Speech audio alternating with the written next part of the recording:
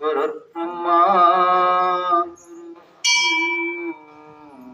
देवो महेश्वर गुरु साक्षात् परब्रह्म तस्मै श्री गुरवे नमः। ब्रह्मानन्दं परमसुखदं केवलं ज्ञानमूर्ति द्वन्द्वातीतं गगनसदृशं तत्त्वमस्यादिलक्ष्यम् एकं नित्यं विमल अचलं सर्वदे साक्षिभूतं भावातीतं त्रिगुणरहितं सद्गुरुन्तं नमामि। चिदंबरमठाधीशं सिद्धारूढयतीश्वरं शिष्यप्रशिष्यरूपेण बोधकं गुरुमहाश्रये यदङ्घ्रिकमलद्वन्द्वं तापत्रयनिवारणं शान्तेकपदं देवं वन्दे सिद्धारूढमहं भजे। ध्यानमूलं गुरुमूर्ति पूज्यमूलं गुरुपादं मन्त्रमूलं गुरुवाक्यं मुक्तिमूलं गुरुकृपः चैतन्यं शाश्वतं शान्तं नातीतं निरञ्जनं नादबिन्दुकलातीतं तस्मै श्री गुरवे नमः। अखण्डमण्डलाकारं व्याप्तं येन चराचरं तत्पददर्शितं येन तस्मै श्री गुरवे नमः।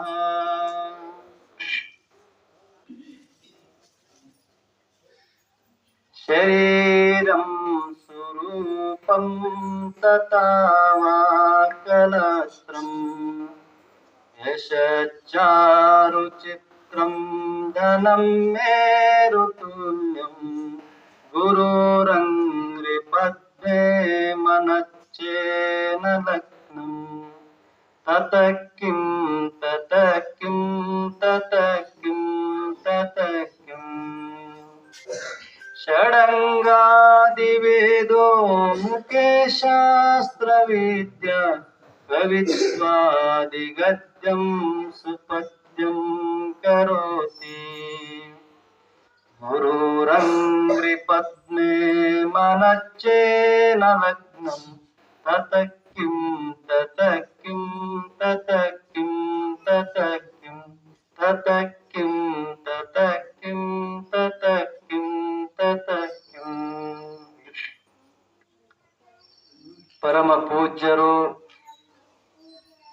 ಜಗದಾದಿ ಜಗದ್ಗುರುಗಳು ಸಾಕ್ಷಾತ್ ಪರಶಿವನ ಅವತಾರಿ ಸಾಧು ಚಕ್ರವರ್ತಿ ವೇದಾಂತ ಸಾರ್ವಭೌಮ ಜಗದ್ಗುರು ಶ್ರೀ ಸಿದ್ಧಾರೂಢ ಮಹಾಸ್ವಾಮಿಗಳ ಶ್ರೀಚರಣ ಕಮಲಗಳಲ್ಲಿ ಶಿರಸಾಷ್ಟಾಂಗ ಪೂರ್ವಕವಾಗಿ ನಮನಗಳನ್ನು ಗೈಯುತ್ತ ಪರಮ ಪೂಜ್ಯರು ಹಿತಪ್ರಜ್ಞರಾದ ಗುರುನಾಥಾರೂಢ ಮಹಾಸ್ವಾಮಿಗಳ ಶ್ರೀಚರಣ ಕಮಲಗಳಲ್ಲಿ ಸಾಷ್ಟಾಂಗ ಪೂರ್ವಕವಾಗಿ ನಮನಗಳನ್ನು ಗೈಯುತ್ತ ಪರಮ ಪೂಜ್ಯ ಶ್ರೋತ್ರಿಯ ಬ್ರಹ್ಮನಿಷ್ಠರು ಬ್ರಹ್ಮಲೀನರಾದ ಸದ್ಗುರು ಶ್ರೀ ಬಸವಾನಂದ ಅಜ್ಜಿಯವರ ಶ್ರೀಚರಣ ಕಮಲಗಳನ್ನು ಮಂದಿರದಲ್ಲಿ ಸ್ಥಾಪಿಸಿ ಪರಮ ಪೂಜ್ಯರು ಶ್ರೋತ್ರಿಯ ಬ್ರಹ್ಮನಿಷ್ಠರು ಬ್ರಹ್ಮಲೀನರಾದ ವೇದಾಂತ ಕೇಸರಿ ಆರೂಢ ಜ್ಯೋತಿ ಶಿವತರ್ಪ ಮಹಾಸ್ವಾಮಿಗಳ ಶ್ರೀಚರಣ ಕಮಲಗಳಲ್ಲಿ ಸಾಷ್ಟಾಂಗ ಪೂರ್ವಕವಾಗಿ ನಮನಗಳನ್ನು ಗೈಯುತ್ತಾರೆ.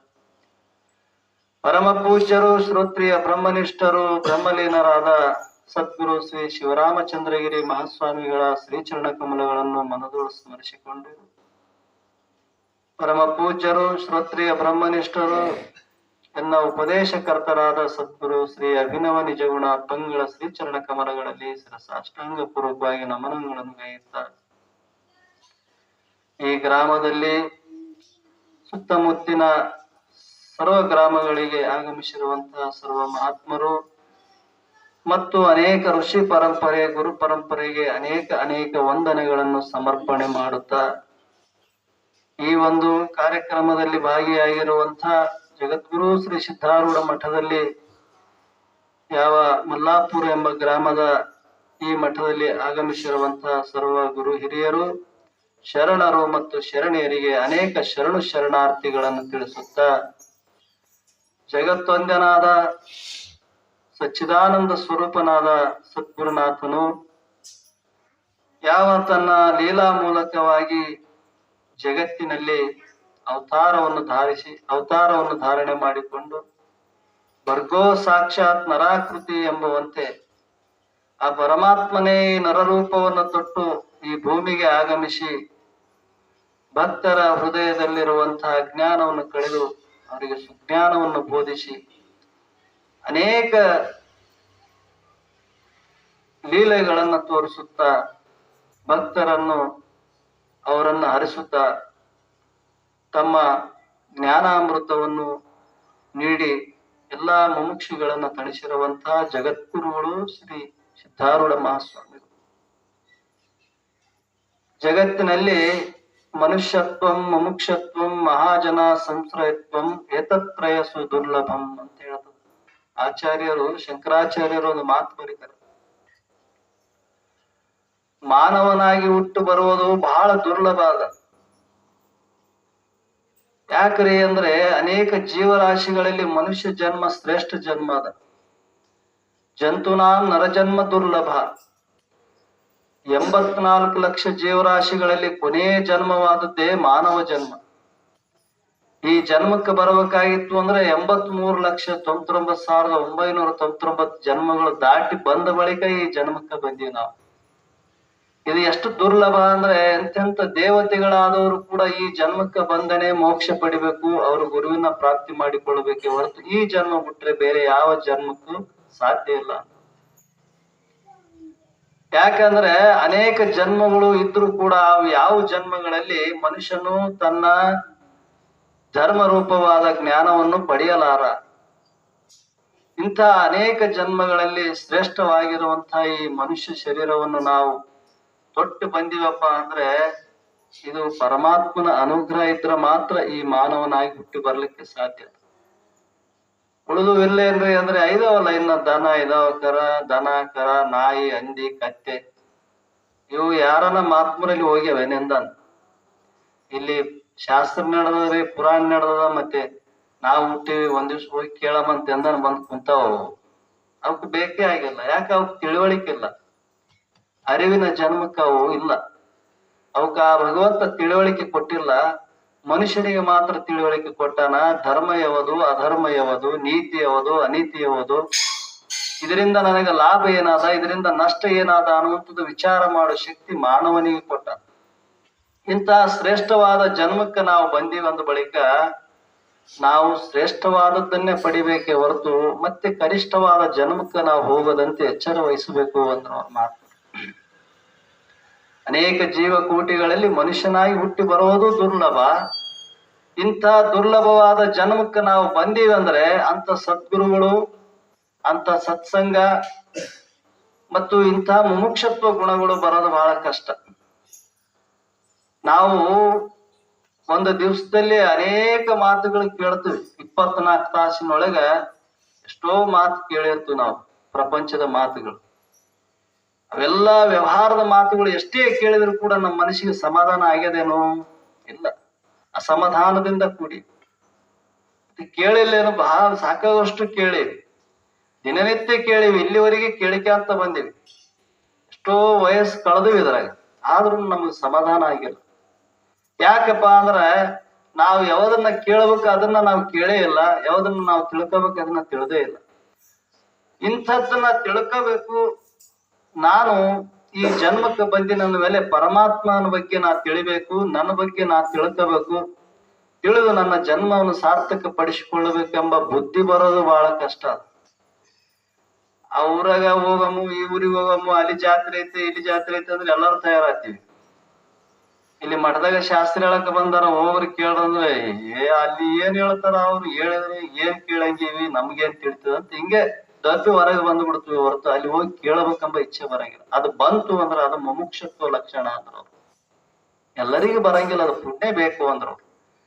ಇವತ್ ನಾವ್ ಇಲ್ಲೆಲ್ಲರೂ ಬಂದು ಕುಂತೀವಪ್ಪ ಅಂದ್ರೆ ಅದು ಪುಣ್ಯನೇ ನಮ್ಮನ್ನ ಕರ್ಕೊಂಬಂದದ. ನಮ್ಮ ಪುಣ್ಯ ನಮ್ಮನ್ನ ಇಲ್ಲಿ ಕರ್ಕೊಂಬಂದದ. ಇಲ್ಲಾಂದ್ರೆ ಇಲ್ಲಿ ಕುಂತೋರ್ನ ಕರ್ಕೊಂಡು ಹೋಗ್ತದ ಅದು ವಾಪಸ್. ಅದ್ ಏನ್ ಮಾಡ್ತದಂದ್ರ ಮನೆಯಿಂದ ಎಲ್ಲ ಹೇಳಿ ಕರ್ಕೊಂಬಂದಿರ್ತದ ನಮಗ. ಇಲ್ಲಿ ಬಂದ ತಕ್ಷಣ ಬ್ಯಾರೆ ಕಡೆ ಕರ್ಕೊಂಡು ಹೋಗ್ಬಿಡ್ತದ. ಶರೀರ ಬರಂಗಿಲ್ಲ, ಶರೀರದ ಜೊತೆಗೆ ಮನಸ್ಸು ಬಂತಂದ್ರೆ ಇಲ್ಲಿ ಬರ್ತೀವಿ ನಾವು. ಶರೀರ ಏನ್ ಇಲ್ಲಿ ಬಂದು ಕುದುರಿಸಿತ್ತು, ಮನಸ್ಸು ಕಿತ್ಕೊಂಡು ಹೋಯ್ತಂದ್ರ ಯಾರಿಗೆ ಹೇಳ್ಬೇಕು ಇಲ್ಲಿ? ಅದಕ್ಕೆ ಅವ್ರು ಹೇಳ್ತಾರ, ಇಂಥ ಒಂದು ಇಚ್ಛೆ ಬಂತುವಪ್ಪ ಅಂತಂದ್ರೆ ಅದು ಮುಮುಕ್ಷತ್ವ ಲಕ್ಷಣ. ಇವೆರಡೂ ಬಂದು ಕೇಳ್ಬೇಕಂತ ಇಚ್ಛೆನೂ ಬಂದದ. ನಮಗ ನಾಲ್ಕು ಮಹಾತ್ಮರು ಕೇಳಬೇಕು, ಮಹಾತ್ಮರಲ್ಲಿ ಹೋಗ್ಬೇಕು ಅಂತ ಇಚ್ಛೆ ಬಂದದ. ಮನುಷ್ಯ ಜನ್ಮನೂ ಬಂದದ. ಅಂತ ಮಹಾತ್ಮರು ಸಿಗಬೇಕಲ್ಲಪ್ಪ ಹೇಳಾಕ ನಮಗ್ ತಿಳಿಸಿ ಹೇಳೋಂತವ್ರು ಸಿಗಬೇಕಲ್ಲ.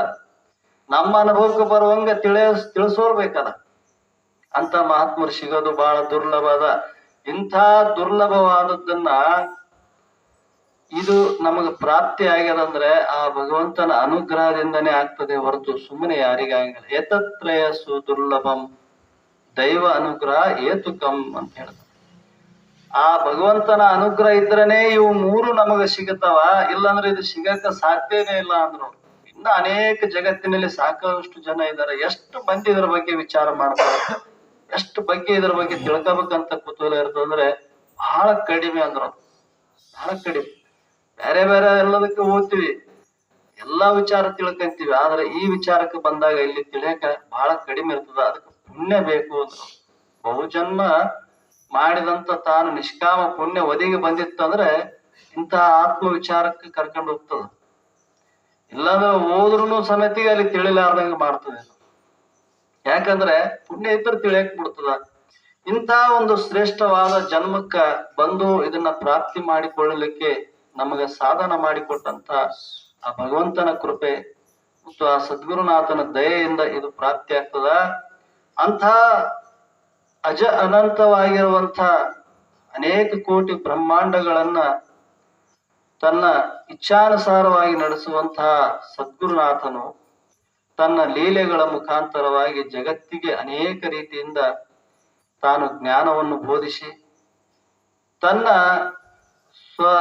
ಸ್ವಧರ್ಮದಲ್ಲಿ ಅಂದ್ರೆ ತನ್ನ ಯಾವ ಸ್ಥಿತಿಯಲ್ಲಿ ಉಳಿದುಕೊಂಡು ಅನೇಕ ಮುಮುಕ್ಷುಗಳಿಗೆ ಜ್ಞಾನ ಉಪದೇಶ ಮಾಡಿದಂತ ಇತಿಹಾಸ ಜಗದ್ಗುರು ಶ್ರೀ ಸಿದ್ಧಾರೂಢರು.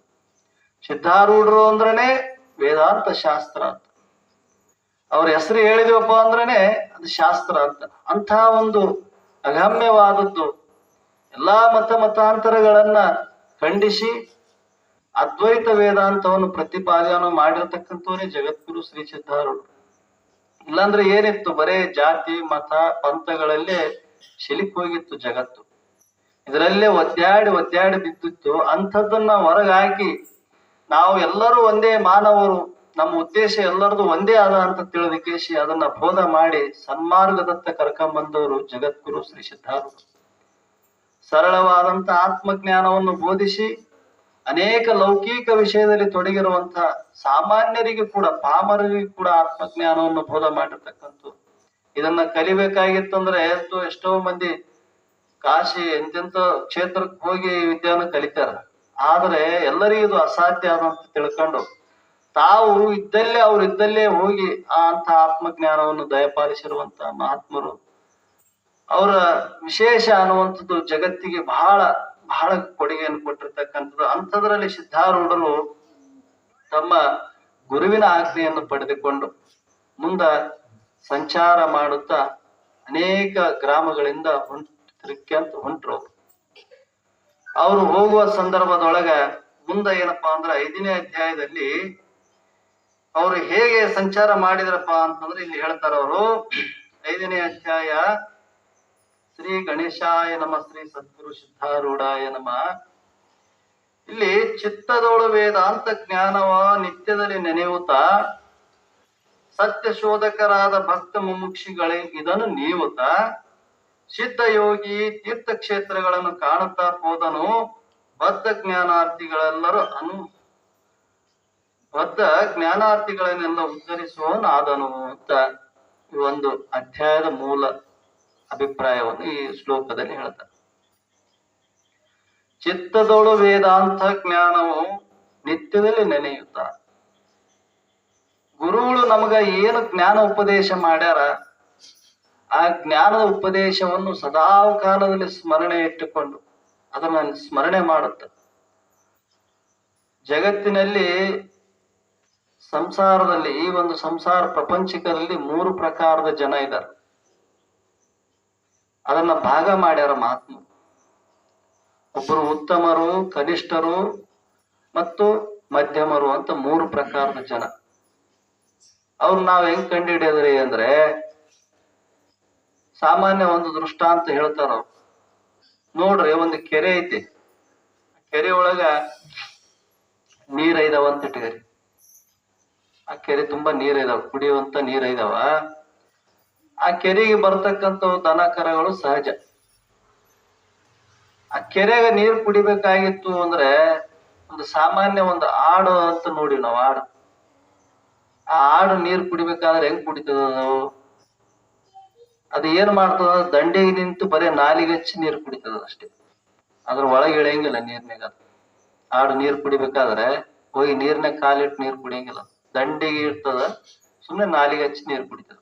ತನಗೆ ಎಷ್ಟು ಬೇಕು ಅಷ್ಟು ಕುಡಿದು ಬಂದ್ಬಿಡ್ತದ. ಇನ್ನ ಒಂದು ಆಕಳ ಅಂತ ಬರ್ತದ. ಅದು ಆಕಳ ನೀರ್ ಕುಡಿಬೇಕಾದ್ರೆ ಹೆಂಗ್ ಕುಡಿತದ, ತನ್ನ ಮುಂದಿನ 2 ಕಾಲು ನೀರ್ನಾಗ ಇಟ್ಟಿರ್ತದ, ಹಿಂದಿನ 2 ಗಡ್ಡಿಗೆ ಇಟ್ಟಿರ್ತದ. ಅವಾಗ ಹೋಗಿ ನೀರು ಕುಡಿತದ ಆಕಳ. ಪೂರ್ಣ ನೀರ್ನಾಗ ಇಳಿಯಂಗಿಲ್ಲ, ಅದನ್ನು 2 ಕಾಲು ಹಿಂದ ಇಟ್ಟಿರ್ತದ. ಯಾಕ, ಏನೆಲ್ಲ ಬಂದು ಹಿಡಿತಂದ್ರೆ ಹಿಂದಿನ 2 ಕಾಲಿಂದ ಕಿತ್ಕೊಂಡು ಹಿಂದಕ್ಕೆ ಹೋಗ್ಬೇಕಂತ. ಅಷ್ಟು ಸೂಕ್ಷ್ಮ ಇರ್ತದ ತಿಳುವಳಿಕೆ.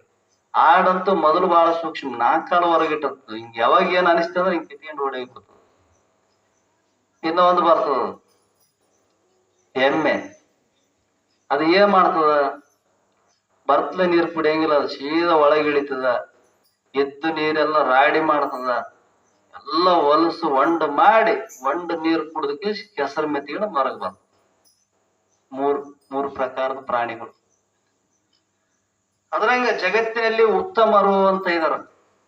ಅವರು ಈ ಸಂಸಾರ ಪ್ರಪಂಚದಲ್ಲೇ ಇರ್ತಾರ, ಎಲ್ಲಾ ಮಾಡ್ತಾರ. ಅವ್ರ ಹೆಂಡ್ರು ಮಕ್ಕಳು ಪ್ರಪಂಚದ ವ್ಯವಹಾರ ಎಲ್ಲಾ ಮಾಡ್ತಾರ. ಆದ್ರೆ ಅವ್ರು ಹೆಂಗಿರ್ತಾರ ಅಂದ್ರೆ ನಾಲಿಗೆಲಿಂದ ಹಚ್ಕೊಂಡಿರ್ತಾರ ಅಷ್ಟೇ, ಮನಸ್ಸಿಗೆ ಹಚ್ಕೊಂಬಂಗಿಲ್ಲ ಅವ್ರು. ಎಷ್ಟು ಇಲ್ಲಿಂದ ಇಲ್ಲಿಗೆ ಇರ್ತದ ವ್ಯವಹಾರ, ಮನುಷ್ಯನಾಗ ಇಳಿಸಂಗಿಲ್ಲ ಅವ್ರು. ಅದಕ್ಕೆ ಏನು ಬಂದ್ರು ಅವ್ರ ದುಃಖ ಅನುಭವಿಸಂಗಿಲ್ಲ. ಎಷ್ಟು ಬೇಕು ತಮಗೆ ಪ್ರಪಂಚದಲ್ಲಿ ವ್ಯವಹಾರಕ್ಕ ಅಷ್ಟನ್ನ ಸ್ವೀಕಾರ ಮಾಡ್ತಾರ, ಉಳಿದದನ್ನ ಬಿಟ್ಟು ಬಿಡ್ತಾರ. ಇನ್ನ ಮಧ್ಯಮರು ಅಂತ ಇರ್ತಾರ. ಅವ್ರು ಏನ್ ಮಾಡ್ತಾರ ಅಂದ್ರೆ ಅರ್ಧ ಅದನ್ನ ಮಾಡ್ತಿರ್ತಾರ, ಅರ್ಧ ಈ ಕಡೆ ಪಾರಮಾರ್ಥ ಕಡೆ ಮನಸ್ಸಿಟ್ಟಿರ್ತಾರ. ಅವ್ರ ಏನ್ ಯಾವಾಗ ಎಲ್ಲಿವರೆಗೆ ಅನುಕೂಲ ಐತೆ ಪ್ರಪಂಚ ಮಾಡೋದು, ಯಾವಾಗ ಅನಾನುಕೂಲ ಐತ ಬುಟ್ಟಿಕೆ ಸಿಗಡೆ ಪಾರಮಾರ್ಥಕ್ಕೆ ಬರ್ಬೇಕಂತ ಇರ್ತದೆ. ಅಂದ್ರೆ ಈ ಶಾಸ್ತ್ರ ಕೇಳಬೇಕು, ಇಂಥ ಮಹಾತ್ಮರ ವಿಚಾರ ತಿಳ್ಕೋಬೇಕಂತ ಬರ್ತಾರ ಅವ್ರು. ಇನ್ನೊಬ್ರ ಇದಾರ ಅವ್ರು, ಅವ್ರಿಗೆ ಏನು ಬೇಕಾಗಿಲ್ಲ. ಅವ್ರಿಗೆ ಶಾಸ್ತ್ರ ಬೇಕಾಗಿಲ್ಲ, ದೇವ್ರು ಬೇಕಾಗಿಲ್ಲ, ಯಾವುದು ಬೇಕಾಗಿಲ್ಲ, ಗುರು ಬೇಕಾಗಿಲ್ಲ, ಶಿಷ್ಯ ಎಲ್ಲ ದಡ್ರ ಮಾಡೋ ಕೆಲಸ ಅಂತಾರ. ಆರಾಮ್ ಅದ್ರಾಗೆ ಮೈ ಮರ್ತು ಬಿಟ್ಟಿರ್ತಾರ. ಹಗಲು ರಾತ್ರಿ ತಿನ್ನೋದು ಉಣ್ಣೋದು ಅದ್ರಾಗೆ ಮೈ ಮರ್ತಕ್ಕೆ ಜೀವನ ಕಡಿತಾರ ಅಂತ. ಅವ್ರ ಹೆಂಗಾದ್ರೆ ಇವ್ರು ಕನಿಷ್ಠರು ಅಂತ.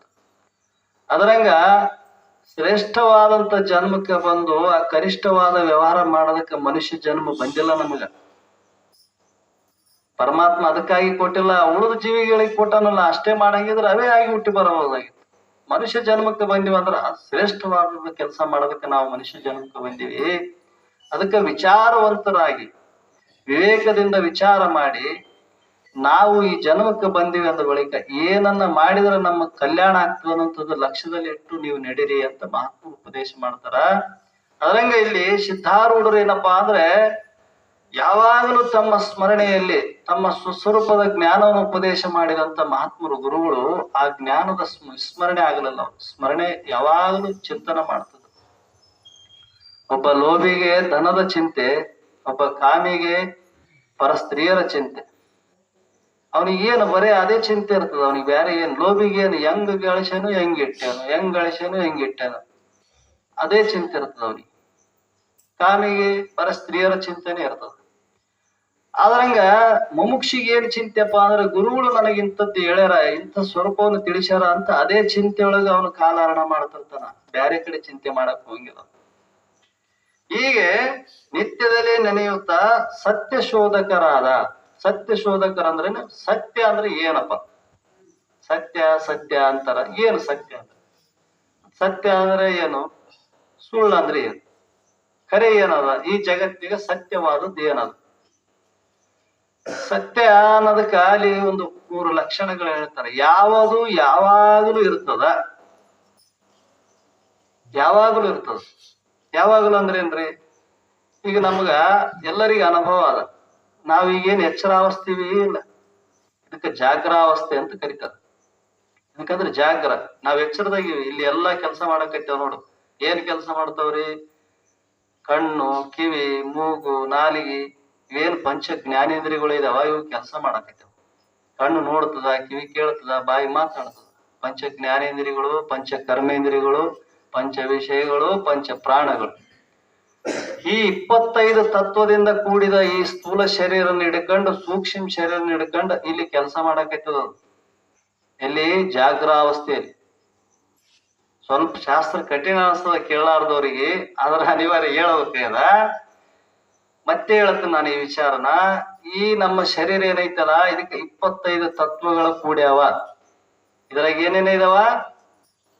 ಈ 5 ಜ್ಞಾನೇಂದ್ರಿಯಗಳು. ಜ್ಞಾನೇಂದ್ರಿಯಗಳು ಅಂದ್ರೇನು? ತಿಳಿಯುವಂಥವು. ಕಣ್ಣು ರೂಪವನ್ನು ತಿಳಿತದಲ್ಲ, ಕಣ್ಣು ರೂಪ ತಿಳಿತದ. ಕಿವಿ ಶಬ್ದವನ್ನು ತಿಳಿತದ. ಮೂಗು ಗಂಧ ದುರ್ಗಂಧವನ್ನು ಗ್ರಹಣ ಮಾಡ್ತದ. ನಾಲಿಗೆ ರಸವನ್ನು ಗ್ರಹಣ ಮಾಡ್ತದ. ಚರ್ಮ ಬಿಸಿ ತಂಪನ್ನು ನೋಡ್ತದಿಲ್ಲ. ಇದು ಇಲ್ಲೇ ಇದಾವಿಲ್ಲ, ಇವು 5 ಇಲ್ಲೇ ಅವ.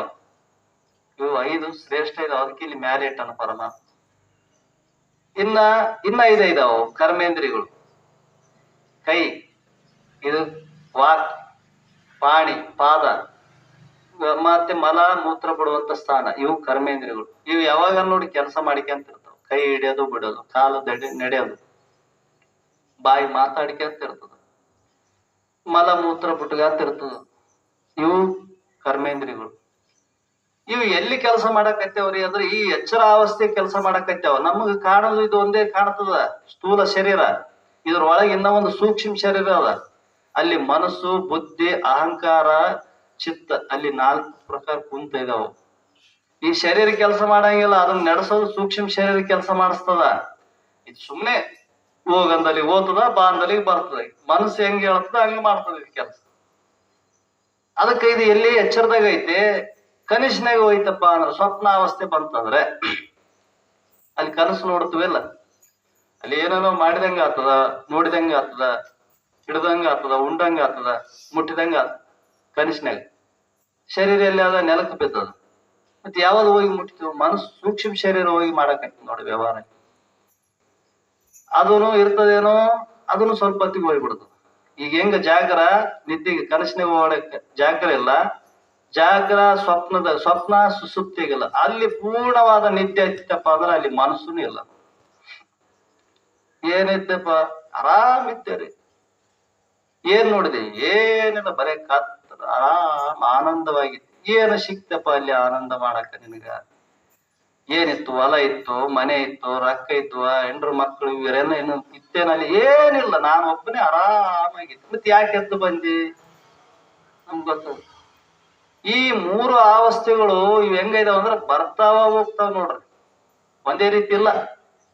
ಈಗ ಜಾಗ್ರ ಬಂತು, ಇನ್ನು ಸ್ವಲ್ಪ ಹೊತ್ತಿನ ಕನಸಾಗ ನಿದ್ರೆ, ಇವು ಅವಸ್ಥೆಗಳು ಬದಲಾವಣೆ ಆಗ್ತಾವ. ಆದ್ರೆ ಈ 3 ಅವಸ್ಥೆಗಳನ್ನ ಒಬ್ಬನ ತಿಳಿತೇನಲ್ಲ, ನೀ ಏನ್ ತಿಳಿದು ಹೇಳ್ತಿದ್ರು, ನಾನು ಕನಿಷ್ಠನಾಗ ಹಿಂಗಾಯ್ತು, ನನಗೆ ಇಂಥ ನಿದ್ದೆ ಆಯ್ತು, ನಾನ್ ನಿದ್ದೆಗೆ ಆನಂದವಾಗಿದ್ದೆ, ನಿನ್ನೆ ಎಚ್ಚರದಾಗ ಇಂಥ ಕೆಲಸ ಮಾಡಿದೆ ಅಂತ ಏನ್ ತಿಳಿಯೋನ ಇದಾನಲ್ಲ, ಅವನು ತಿಳಿಯೋನ್ ಏನ ಇದಾನ, ಅವನು ಜ್ಞಾನ ಸ್ವರೂಪನ, ಅವನು ಸತ್ಯ, ಅವನು ಯಾವಾಗ್ಲೂ ಇರೋನು.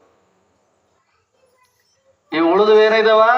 ದೇಹ ಮೊದಲು ಮಾಡಿಕೊಂಡು ಕರ್ಣಗಳು, ಇವೆಲ್ಲವೂ ಮಿಥ್ಯ ಅಂದ್ರೆ ಸುಳ್ಳು ಇದಾವ ಅಂದ್ರ. ಅವ್ರು ಸುಳ್ಳು ಅಂದ್ರೆ ಏನು? ತೋರ್ತಾವ ಅಷ್ಟೇ, ಇರಂಗಿಲ್ಲ. ಕಪ್ಪೆ ಚಿಪ್ಪಿನಾಗೆ ಬೆಳ್ಳಿ ತೋರ್ತದ ಅಷ್ಟೇ. ಐತಂತ ಹೋದ್ರೆ ಅಲ್ಲಿ ಐತೆನಲ್ಲಿ ಬರೀ ಕಪ್ಪೆ ಚಿಪ್ಪ ಐತೆ ತೋರ್ತದ. ಅದರಂಗ ಈ ಶರೀರ ನಮಗ ತೋರ್ತದ, ಆದ್ರೆ ಇದು ಇರೋದಲ್ಲ, ಇದು ಯಾವಾಗ್ಲೂ ಇರೋದಲ್ಲ. ಇಂಥ ಇರಲಾರ್ದ ವಸ್ತು ಏನಿದಾವ ಇವೆಲ್ಲವೂ ಏನಿದಾವ ಮಿಥ್ಯ, ಅಂದ್ರೆ ಸುಳ್ಳು ಇದಾವ. ಆದ್ರು ಸುಳ್ಳು ಅಂದ್ರೆ ಕಾಣಬಾರ್ದಲ್ರಿ. ಕಪ್ಪೆ ಚಿಪ್ಪಿನಲ್ಲಿ ಬೆಳ್ಳಿ ಕಂಡದ ಇಲ್ಲ, ಸುಳ್ಳು ಅಂದ್ಮೇಲೆ ಕಾಣಬಾರ್ದು ಅನ್ನಂಗಿದ್ರೆ ಅಲ್ಲಿ ಕಂಡವಿಲ್ಲ. ಕಂಡ ಮೇಲೆ ಯಾಕೆ ಅದು ಖರೆ ಆಗಬಾರ್ದಾಗಿತ್ತು? ಅಲ್ಲಿ ಖರೆ ಐತಿ ಅನ್ನೋ ಖರೆ ಇಲ್ಲ. ಆದ್ರಂಗ ತೋರ್ತದ, ತೋರಿದ್ದು ಅದು ಇರಬೇಕಂತೇನಿಲ್ಲ. ತೋರಿ ಅಡಗುವುದಕ್ಕೆ ಏನೈತಿ ಅದು ಎಲ್ಲವೂ ಮಿಥ್ಯ. ಇಂಥ ಮಿಥ್ಯ ರೂಪವಾದಂಥ ದೇಹ ಮೊದಲು ಮಾಡಿಕೊಂಡು, ಇಂದ್ರಿಯಗಳನ್ನ ಮೊದಲು ಮಾಡಿಕೊಂಡು, ಶರೀರ ಮೊದಲು ಮಾಡಿಕೊಂಡು ಇವೆಲ್ಲವೂ ಮಿಥ್ಯ ಇದಾವ. ಇದ್ರ ಒಳಗ ಒಬ್ಬ ಚೇತನವಾದಂಥ ಆತ್ಮ ಇದಾನ, ಅವನು ಸತ್ಯ ಇದಾನ ಅಂತ ಅದನ್ನ ಶೋಧನ ಮಾಡುವಂಥವ್ರು ಯಾರು ಇದಾರಲ್ಲ ಅಂತ ಸತ್ಯ ಶೋಧಕರಿಗೆ ಅಂದ್ರು. ಅದು ಖರೆ ಅದ. ಇದೆಲ್ಲವೂ ನಮ್ಮ ಕಣ್ಣಿಗೆ ಏನೇನು ಕಾಣ್ತವೆ ಎಲ್ಲವೂ ಒಂದ್ ದಿವ್ಸ ಬಯಲಾಗವೆ. ಯಾವೂ ಶಾಶ್ವತ ಇಲ್ಲ ಈ ಜಗತ್ತಿನಾಗ. ಶರೀರನೂ ಇಲ್ಲ. ಈ ಜಗತ್ತಿಗೆ ಏನೇನ್ ತೋರ್ತಾವ ಎಲ್ಲವೂ ನಾಶ ಆಗುವಂಥವೇ. ಆದ್ರೆ ಅವಿನಾಶಿ ಆಗಿರುವಂತ ಒಳಗ ಒಬ್ಬ ಜೀವ ಚೇತನ ಇದೆ ನೋಡ, ಆತ್ಮ, ಅವನಿಗೆ ಮಾತ್ರ ನಾಶ ಇಲ್ಲ. ಅಂತ ಆತ್ಮನೇ ನಾನಿದ್ದೇನೆ ಅಂತ ಯಾವ ಸದ್ಗುರು ನಮ್ಗೆ ಉಪದೇಶ ಮಾಡಿದಾಗ ಯಾರಿಗೆ ಈ ಜ್ಞಾನದ ದೃಢ ಅನುಭವ ಆಗ್ತದ ಅವನು ಮಾತ್ರ ಮುಕ್ತ ಆಗ್ತಾನ. ಈ ಜನ್ಮವನ್ನು ಎತ್ತಿ ಬಂದದಕ್ಕೆ ಸಾರ್ಥಕ ಆಗ್ತದ ಅಂತ ಅವ್ರಿಗೆ ಹೇಳಿದ್ರು ಮಾತು.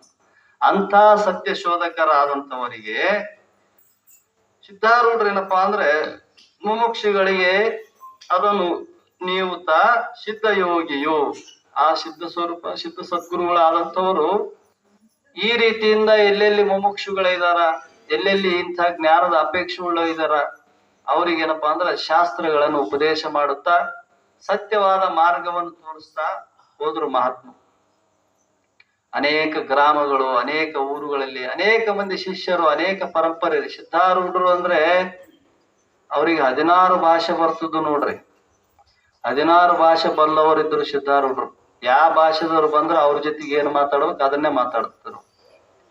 ಅದಕ್ಕ 36 ದೇಶದ ರಾಜರು ಅವ್ರಿಗೆ ಶಿಷ್ಯರಾಗಿದ್ರು. ಮತ್ತೆ 36 ದೇಶದ ರಾಜರೇ ಅವ್ರಿಗೆ ಶಿಷ್ಯರಾಗಿದ್ರು ಸಿದ್ಧಾರೂಢರಿಗೆ, ಸಾಮಾನ್ಯರಲ್ಲ. ಅವ್ರಿಗಿಂತ ಭಾಷೆ ಬರ್ತದಿಲ್ಲ ಅಂತಲ್ಲ, ಎಲ್ಲಾ ಭಾಷೆ ಗೊತ್ತಿತ್ತು ಅವ್ರಿಗೆ. ಮತ್ತೆ ಇಷ್ಟೇ ಅಲ್ಲದೆ ನಮ್ಮ ಈಗ ವರ್ತಮಾನ ಕಾಲದಲ್ಲಿ ಈಗ ಸದ್ಯಗೆ 12,000 ಮಠಗಳು ಏನಿದಾವ ಈಗ ಸಿದ್ಧಾರೂಢರು ನಮ್ಮ ಸದ್ಯಗೆ ನಮ್ಮ ಕರ್ನಾಟಕದಲ್ಲಿ ಅಂತ ಬರ್ಕೊಂಡ್ ಬಂದಾರ. ಬಹಳ ಕಡೆ ಅವರು ಸ್ಥಾಪನೆ ಮಾಡ್ಯಾರ. ಇಡೀ ಭರತ ಭೂಮಿಯನ್ನು ಅವರು ಸಂಚಾರ ಮಾಡಿರ್ತಕ್ಕಂಥವ್ರು. ಅವ್ರು ಸುತ್ತ ಈ ಭೂಮಿನವರನ್ನು ಸಂಚಾರ ಮಾಡಿಕೆಸಿ ಬಂದಿರತಕ್ಕಂಥವ್ರು ಸಿದ್ಧಾರೂಢರು. ಅವರಿಗೆ ತಿಳಿದೇ ಇರುವಂತಹ ವಿಷಯನೇ ಯಾವ ಇರ್ಲಿಲ್ಲ. ಹೀಗೆ ಸಂಚಾರ ಮಾಡುತ್ತಾ ಏನಪ್ಪಾ ಅಂದ್ರೆ ಅನೇಕ ಮುಮುಕ್ಷಿಗಳಿಗೆ ಜ್ಞಾನೋಪದೇಶವನ್ನು ಮಾಡುತ್ತಾ ಮುಂದ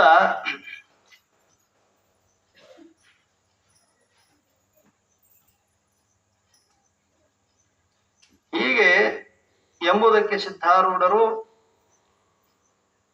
ಈ ರೀತಿಯಿಂದ ಉಪಾಯವನ್ನು ಹುಡುಕುವನು ಎಲ್ಲಿವರೆಗೆ ಜೀವನು ಕರ್ಮಕ್ಕೆ ಬೇಸರ ಪಡಲಿಲ್ಲವೋ. ಯಾಕಂದರೆ ಅಲ್ಲಿಯ ತನಕ ವೇದಗಳು ಆತನಿಗೆ ಕರ್ಮವನ್ನು ವಿಧಿಸುವವು ಮತ್ತು ವೈರಾಗ್ಯ ಅಗ್ನಿಯು ಯಾವಾಗ ಪ್ರಜ್ವಲಿಸುವುದೋ ಆಗ ಶ್ರುತಿಗಳು ಆತನಿಗೆ ನಿವೃತ್ತಿ ಉಪಾಯವನ್ನು ತೋರಿಸುವವು ಅಂತ ಹೇಳ್ತಾರೆ. ನಮಗ ಈ ಸಂಸಾರ ಎಲ್ಲಿವರೆಗೆ ಸಾಕು ಅನಸಂಗಿಲ್ಲ ಅಲ್ಲಿವರೆಗೆ ನಾವು ಮಹಾತ್ಮರ ಕಡೆ ಹೋಗಂಗೆ ಇಲ್ಲ. ಅವ್ರು ಏಟನ ಹೇಳಲಿ ಹಂಗೆ ಕಿವಿಗೆ ಬಡಿತಾವ, ಈ ಕಡೆ ಕಿವಿಗೆ ಹೋಗ್ಬಿಡ್ತಾವ. ಅವ್ರ ಹಂಗೆ ಅಂತಿರ್ತಾರ, ನಾವ್ ಹಿಂಗೆ ಮಾಡದಪ್ಪ. ಅವ್ರು ಏನು ಹಂಗಂದ್ರ ಆತವೇನ್ ಸುಖ, ನಮ್ ಮಾಡಿದ್ರ ಆತವ ಅಂತ ಇವ್ರು ತಿಳ್ಕೊಂಡಿರ್ತಾರ. ನೀ ಬೇಕಾದಷ್ಟು ಮಾಡೋ ಪ್ರಯತ್ನ, ಯಾರು ಬೇಡ ಅಂದಾರ.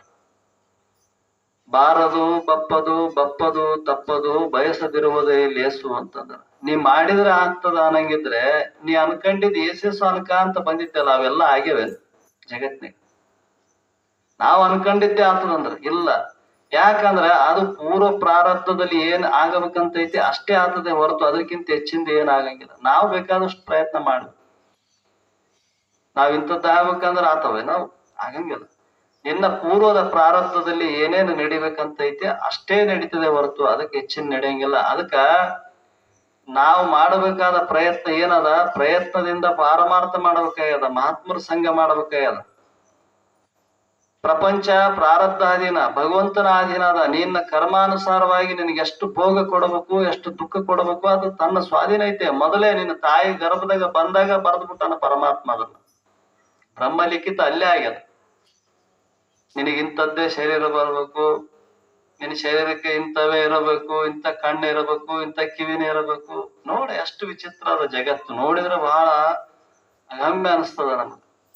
2 ಇಂಚಿನ ಮೂಗು ಐತಿ, ಇದೇನು ಬಹಳ ದೊಡ್ಡದಿಲ್ಲ, 2 ಇಂಚ್ ಐತೆ ಮೂಗು.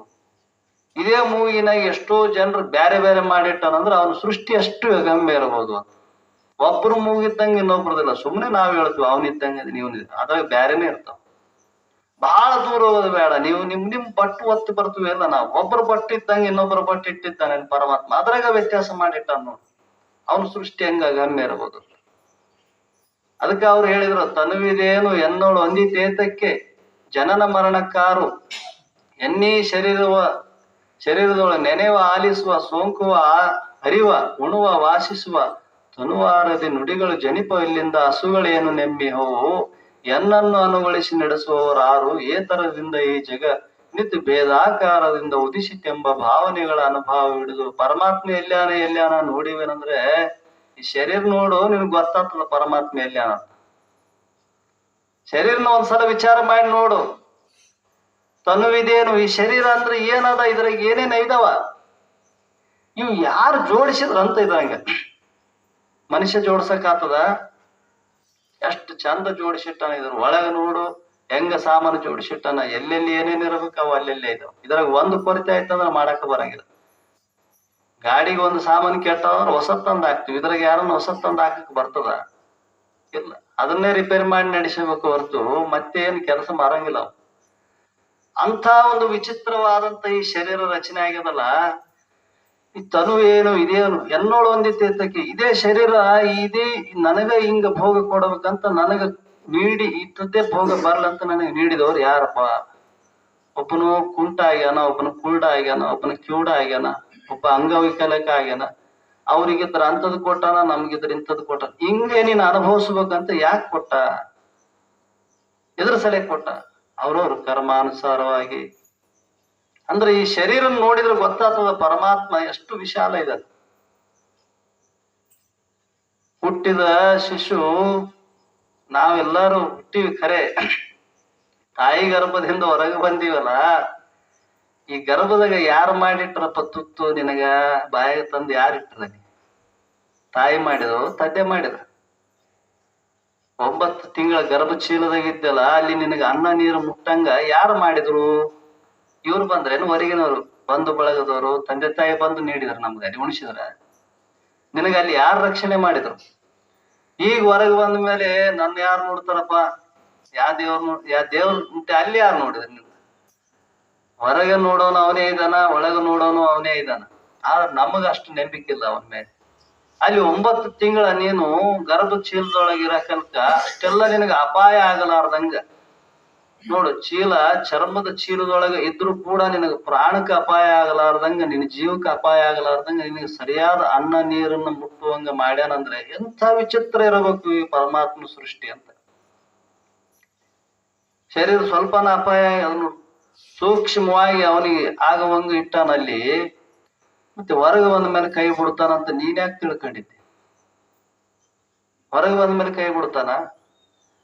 ಅದಕ್ಕ ನೀನು ಒಳಗೆ ಎಷ್ಟು ರಕ್ಷಣೆ ಮಾಡ್ಯಾನ ಅಷ್ಟು ಹೊರಗೂ ರಕ್ಷಣೆ ಮಾಡ್ತಾನ. ನಾವು ಹುಟ್ಟಿದ ತಕ್ಷಣ ಒಮ್ಮೆರಿಗೆ ತುತ್ತು ಮಾಡಿ ಅನ್ನ ಬೇಳೆ ಬಾಯಿಗಿಟ್ಟಾರ ನಮಗ?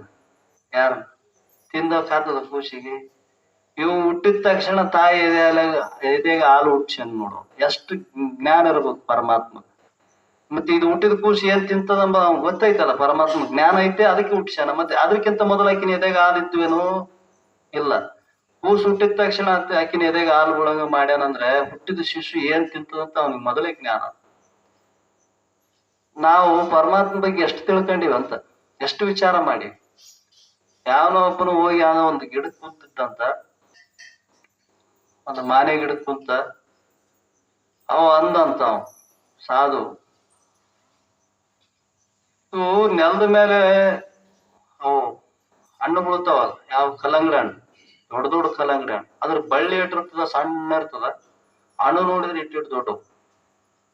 ಈ ಗಿಡ ನೋಡಿದ್ರೆ ಇಟ್ಟು ದಮ್ಮ, ಇಟ್ಟು ಎತ್ತರ ಐತೆ. ಇದಕ್ಕೆ ಹಣ್ಣು ನೋಡಿದ್ರೆ ಇಟ್ಟಿಟ್ಟೆ ಇಟ್ಟಾನ. ಇವನು ಪರಮಾತ್ಮ, ಇವನಿಗೆ ಹೆಂಗ ಪರಮಾತ್ಮ ಬುದ್ಧಿಲ್ಲ ಇವನಿಗೆ ಪರಮಾತ್ಮ ಅನ್ನ. ದೊಡ್ಡ ಗಿಡಕ್ಕೆ ದೊಡ್ಡ ಹಣ್ಣು ಇಡಬೇಕು, ಸಣ್ಣ ಬಳ್ಳಿಗೆ ಸಣ್ಣ ಹಣ್ಣು ಇಡಬೇಕು. ಇವನಿಗೆ ಸರ್ವಜ್ಞ ಅಂತಾರ, ಇವನಿಗೆ ಹೆಂಗ ಸರ್ವಜ್ಞ ಅನ್ಬೇಕಪ್ಪ ಅಂತಂದಂತ. ಸಾಕು ಗಿಡದ ನೆಳಿ ಕುಂತ ದೊಡ್ಡ ಹಣ್ಣು ಬಳ್ಳಿ ಸಣ್ಣದೈತಿ, ಅದು ಸಣ್ಣ ಹಣ್ಣು ಇಡಬೇಕು. ಇದು ಗಿಡ ದೊಡ್ಡದೈತಿ, ದೊಡ್ಡ ದೊಡ್ಡ ಇಂಥವ್ ಇಟ್ರು ನಡೀತದಪ್ಪ. ಬುದ್ಧಿ ಇಲ್ಲ ಇವನು ಪರಮಾತ್ಮ, ಅಕ್ಕಲ್ಲ ಈ ಭಗವಾನ್ಕ ಅಂದಂತ. ಬುದ್ಧಿ ಇಲ್ಲ ಇವನಿಗೆ. ಹಂಗ ಅನ್ನೋದಕ್ಕೆ ತಡ ಮ್ಯಾಲಿಂದ ಒಂದು ಮಾನೆ ಹಣ್ಣು ಬೇಸ್ ತಪ್ಪನ್ ತೆರೆ ಮೇಲೆ ಬಳ ತೆರೆ ಮೇಲೆ ಬಿತ್ತು ನೋಡಿ. ಬಿದ್ದ ತಕ್ಷಣ ದಿಮ್ಮತ್ತಂತ ಅವನಿಗೆ. ಅವಾಗ ಅನ್ನಂತೆ ಪರಮಾತ್ಮ ಇದನ್ನ ಬುದ್ಧಿ ಅದ ಅವನಿಗೆ. ಯಾಕ ಇಷ್ಟು ದೊಡ್ಡ ಹಣ್ಣು ಅಲ್ಲಿಟ್ಟಿದ್ರ ನಾನು ಕೆಳಕ್ ಕುಂತ ಬಿದ್ರೆ ನಾ ಇಲ್ಲೇ ಸ್ವತ್ತೇ ಓದ್ತಿದ್ದೆ, ಮತ್ತೆ ನಾನೇ ಹೋಗ್ಯದ. ಅದಕ್ಕೆ ಯಾವ್ದು ಎಲ್ಲಿ ಇಡಬೇಕು ಅವನಿಗೆ ಗೊತ್ತದ, ಅದಕ್ಕೆ ಅಲ್ಲಿ ಇಟ್ಟಾನ. ನೋಡಿವಿಲ್ಲ ಜಗತ್ನಿ. ಅಂದ್ರೆ ನಾವು ಹುಟ್ಟಬೇಕಾದ್ರೆ ಹುಟ್ಟಿದ ಶಿಶು ಎಷ್ಟು ದಿವಸ ಏನ್ ತಿನ್ನಬೇಕಂತ ಅದು ಮಾಡಿಟ್ಟನ ಪರಮಾತ್ಮ ಅಂದ ಮೇಲೆ ಎಷ್ಟು ಸೂಕ್ಷ್ಮ ವಿಚಾರ ಇರಬೇಕು ಅವನಿಗೆ. ಅದಕ್ಕೆ ಹೇಳ್ತಾರ ಅವ್ರು, ತನುವಾರದೆ ನುಡಿಗಳು ಜನಿಪ ಇಲ್ಲಿಂದ. ಇವು ಮಾತಾಡ್ತೀವಲ್ಲ, ಎಲ್ಲಿಂದ ಹುಟ್ಟಕೈತೇವ ಇವು ಮಾತು? ಒಂದ್ಸಲ ವಿಚಾರ ಮಾಡಿ. ಬರೇ ಮಾತಾಡ್ತೀವಿ ಖರೆ, ಮಾತು ಹುಟ್ಟಕ್ಕೆ ಎಲ್ಲಿಂದ ಹುಟ್ಟಕೈತೇವ, ಎಲ್ಲಿಂದ ಬರಕೈತೇವ ಇವು ಮಾತು? 4 ಸ್ಥಳ ಇದಾವ ಇದಕ್ಕೆ. ಆಧಾರ, ಆಧಾರ, ಮಣಿಪೂರಕ, ಅನಾಹುತ ಮತ್ತು ಕಂಠಸ್ಥಾನದಿಂದ ವಾಣಿಗೆ ಬರ್ತಾವ. ಪರ, ವಾಕ್, ಪಶ್ಯಂತಿ ಅಂತ 4 ಪ್ರಕಾರದ ವಾಣಿಗಳಿವೆ. ಎಲ್ಲಿಂದ ಹುಟ್ಟತಾವ? ಮೊದಲ ಶಬ್ದ ಆಧಾರ ಸ್ಥಳ ಅಂದ್ರೆ ಎಲ್ಲೈತೆ? ಮಲ ಮೂತ್ರ ಬಿಡುವ ಮಧ್ಯಸ್ಥಾನದಲ್ಲಿ, ಅಲ್ಲಿಂದ ಹುಟ್ಟತದ ನೋಡಿ ಇದು ಶಬ್ದ, ಮೂಲ ಶಬ್ದ. ಅಲ್ಲಿಂದ ಹುಟ್ಟಿ ಇಲ್ಲಿಗೆ ಬರೋದ್ರಾಗ ಒಂದು ನಮನೆ ಆಗ್ತದ. ಹೃದಯಕ್ಕೆ ಬಂದಾಗ ಒಂದು ನಮನೆ ಆಗ್ತದ, ಕಂಠಕ್ಕೆ ಬಂದಾಗ ಒಂದು ನಮನೆ ಆಗ್ತದ, ಈ ಬಾಯಿಗೆ ಬಂದಾಗ ಒಂದು ನಮನೆ ಆಗ್ತದ. ಬರೇ ಬಾಯಿ ಇತ್ತು ಅದ್ರಾಗ ಅಲ್ಲಿದ್ದಿಲ್ಲ ಅಂದ್ರೂ ಶಬ್ದ ಸ್ಪಷ್ಟ ಬರಂಗಿಲ್ಲ. ನೋಡ್ರಿ ಅಲ್ಲಿದ್ದವ್ರಿಗೆ ಅವ್ರಿಗೆ ಏನ್ ಮಾತಾಡ್ತಾರೇನಪ್ಪ ಅವ್ರಿಗೆ ತಿಳಿತದಂತ. ಅಲ್ಲಿರ್ಲಿಲ್ಲ ಅಂದ್ರೂ ಶಬ್ದ ಬರಂಗಿಲ್ಲ, ನಾಲಿಗಿಲ್ಲ ಅಂದ್ರೂ ಶಬ್ದ ಬರಂಗಿಲ್ಲ, ಈ ತುಟಿಗಳು ಬಡಕಲಿಲ್ಲ ಅಂದ್ರೂ ಶಬ್ದ ಬರಂಗಿಲ್ಲ. ಯಾಕಂದ್ರೆ ಎಲ್ಲದಕ್ಕ ಕ್ರಮವಾಗಿಟ್ಟಾನ. ಯಾರನ್ನ ಮಾಡಕ್ಕಾಗಿತ್ತ ಇದು? ಎಂತ ಬುದ್ಧಿವಂತ ಮನುಷ್ಯ ಇದಾರಂದ್ರೆ ಮಾಡಕ್ಕಾಗಿತ್ತ? ಅದಕ್ಕೆ ಸರ್ವಜ್ಞ ಹೇಳಿದ್ರು, ನವಿಲಿನೋಳು ವಿಚಿತ್ರವನು ನವಿಲಿನೋಳು ಚಿತ್ರವನು ಗಗನದೋಳು ವಿಚಿತ್ರವನು ಮಾಡಿದವರು 6 ಸರ್ವಜ್ಞ. ನಾವ್ ಎಂಥ ಕಲೆಗಾರಪ್ಪ, ಭಾರಿ ಶಾಣೆ ಇದಾನಪ್ಪ, ಭಾರಿ ಬುದ್ಧಿವಂತ ಇದ್ದಾನೆ, ಎಂಥದ್ದು ಮಾಡ್ಯಾನ ನೋಡು ಅಂತ ಹೇಳ. ಪರಮಾತ್ಮ ಮಾಡಿದವ್ರು ನೋಡಿ ನೀವ್ ಒಂದ್ಸಲ. ಈ ಬ್ರಹ್ಮಾಂಡದಲ್ಲಿ ಬಯಲೈತೆ ಆಕಾಶ. ಈ ಬಯಲಿನೊಳಗ ಇವು ಏನು ಬ್ರಹ್ಮಾಂಡಗಳು ನಿಂತಾವ್ ನೋಡು. ನಮ್ಮ ಅನೇಕ ಇವು ಎಲ್ಲಿ ನಿಂತಾವ? ಬಯಲ್ನಾಗ ನಿಂತೀವಿ ನಾವೆಲ್ಲರೂ. ಈ ಭೂಮಿ ಎಲ್ಲಿ ನಿಂತದ? ಬಯಲ್ನಾಗೆ ನಿಂತದ. ಇದನ್ನ ಬಿಡಲಾರ್ದಂಗ ರಕ್ಷಣೆ ಮಾಡಿಟ್ಟಾನಂದ್ರೆ ಎಷ್ಟು ಸೂಕ್ಷ್ಮ ಇಟ್ಟಿರವು. ಗಗನದೊಳು ವಿಚಿತ್ರವನ್ನು ಅನೇಕ ನಕ್ಷತ್ರಗಳು ಭೂಮಂಡಲ ನಾವು ನೋಡ್ತೀವಿ ಮ್ಯಾಲೆ. ಇವು ಹೆಂಗ ನಿಂತಿರ್ಬೋದು ಅಂತ ಹೇಳ್ತಾರೆ. ಎಲ್ಲದನ್ನ ಹೆಂಗ ಆಧಾರ ಮಾಡಿ ನಿಂದ್ರಿಸಿರ್ಬೋದು ಪರಮಾತ್ಮ. ಮತ್ತೆ ನವಿಲಿನೋಳು ಚಿತ್ರವನು, ನವಿಲ್ ನೋಡ್ರಿಲ್ಲ, ಅದ್ರ ರೆಕ್ಕಿಗೆ ಎಂಥ ಬಣ್ಣ ನೋಡ್ರಿ. ಅದಕ್ಕೆ ಎಷ್ಟು ಚಿತ್ರವಾಗಿ ರಚನೆ ಮಾಡ್ಯಾನಂದ್ರೆ ಇದು ಸಾಮಾನ್ಯ ಮನುಷ್ಯನಿಗೆ ಮಾಡಕ್ ಸಾಧ್ಯ ಅದೇನೋ? ಅವನು ಮಾಡಿದಂಗೆ ಬರ್ತದೇನೋ? ನಮ್ದೊಂದು ಕೂದಲ ಉದಿರಿದ್ರೆ ನಾವು ಮಾಡ್ಕೊಂಬೇಕಾಗಿಲ್ಲ. ಸುಮ್ನೆ ನಾವು ಮಾಡ್ತೀನಿ ಅಂತ ಹೇಳ್ತೇವೆ. ಮಾಡಿದಪ್ಪ ನಿನ್ಗೆ ಒಂದ್ ಕೂದಲ ಉದಿರ, ಆ ಜಾಗಕ್ಕೆ ನೀವ್ ಒಂದ್ ಕೂದಲು ತಂದಕ ನೋಡಮ್ಮ, ಆತದ? ಇಲ್ಲ. ನಮ್ಮಿಂದ ಏನು ಮಾಡಕ್ ಆಗದೇ ಇದ್ರು ಕೂಡ ನಾವು ಮಾಡ್ತೀವಿ ಅಂತ ಹೇಳ್ತೀವಿ. ಪರಮಾತ್ಮನ ಅಗಮ್ಯವಾದ ಈ ಸೃಷ್ಟಿಯನ್ನು ನೋಡು. ಅದಕ್ಕೆ ಹೇಳಿದ್ರು ಅವರು, ತನುವಾರದಿ ನುಡಿಗಳ ಜನಿಪವೆಲ್ಲಿಂದ, ಹಸುಗಳೇನು ನೆಮ್ಮೆಯೋ. ಹಸು ಅಂದ್ರೆ ಪ್ರಾಣ. ಪ್ರಾಣ ಏನ್ ನಂಬಿಕೆ ಶರೀರದಾಗ ಕುಂತದ, ಅನ್ನ ನೀರು ಎಲ್ಲಿವರೆಗೆ ಬರ್ತದ ಅಲ್ಲಿವರೆಗೆ ಅದಿರ್ತದ. ಅನ್ನ ನೀರು ಎಲ್ಲಿವರೆಗೆ ಹೋಗ್ತದ ಅಲ್ಲಿವರೆಗೆ ಪ್ರಾಣ ಇರ್ತದ. ಪ್ರಾಣ ಹೋಯ್ತಂದ್ರ ಅನ್ನ ನೀರು ಬೇಕಾಗಿಲ್ಲ. ಎದ್ರ ಮೇಲೆ ಇದೆ? ಅನ್ನ ನೀರಿನ ಮೇಲೆ ಪ್ರಾಣ ನಿಂತದ. ನಾವು ಸುಮ್ನೆ ನಾ ತಿಂತೀನಿ, ಯಾರು ತಿಂತಾರೆ? ಇದ್ರಾಗ ತಿಂಬೋರು ಯಾರು? ಅನ್ನ ನೀರು ಯಾರಿಗ್ ಬೇಕಾಗ್ಯದ? ಪ್ರಾಣಕ್ಕೆ ಬೇಕಾಗ್ಯದ, ಪ್ರಾಣವಾಯುಗೆ ಬೇಕಾಗ್ಯದ ಅನ್ನ ನೀರು. ಅದೆಷ್ಟು ಪ್ರಾಣವಾಯು ಕಿತ್ಕೊಂಡು ಹೋಯ್ತಂದ್ರ ಮತ್ತೆ ಇದನ್ನ ಹೊರಕ್ 4 ಮಂದಿ ಬೇಕಾಗ್ಯದ ಹೊತ್ಕೊಂಡು ಹೋಗ್ಬೇಕು. ಅವಾಗ ಬಹಳ ಚಲೋ ಇತ್ತಪ್ಪ, ಈಗ ಮಾತಾಡಿಸಿ ಬಂದೀನಿ ನಾನು, ನನ್ ಜೊತೆ ಕುಂತು ಉಂಡಾನ. ಈಗಿಡಪ್ಪ ಒಂದ್ ತುತ್ತು ಬಾಯಿಗಿಡ, ಸುಮ್ನೆ ಹಂಗೆ ನಿಂದಿರ್ತಾವ ಬಚ್ಚಲ್ದಾಗ ನೀರ್ ನಿಂತಂಗ. ಮತ್ತೆ ಯಾಕೆ ಅದನ್ನ ಉಂಗೋದು? ಪ್ರಾಣನೇ ಕಿತ್ಕೊಂಡು ಹೋಗ್ಯದ, ಹೊರಗೆ ಹೋಗ್ಬಿಟ್ಟದ. ಇಲ್ಲೇನು?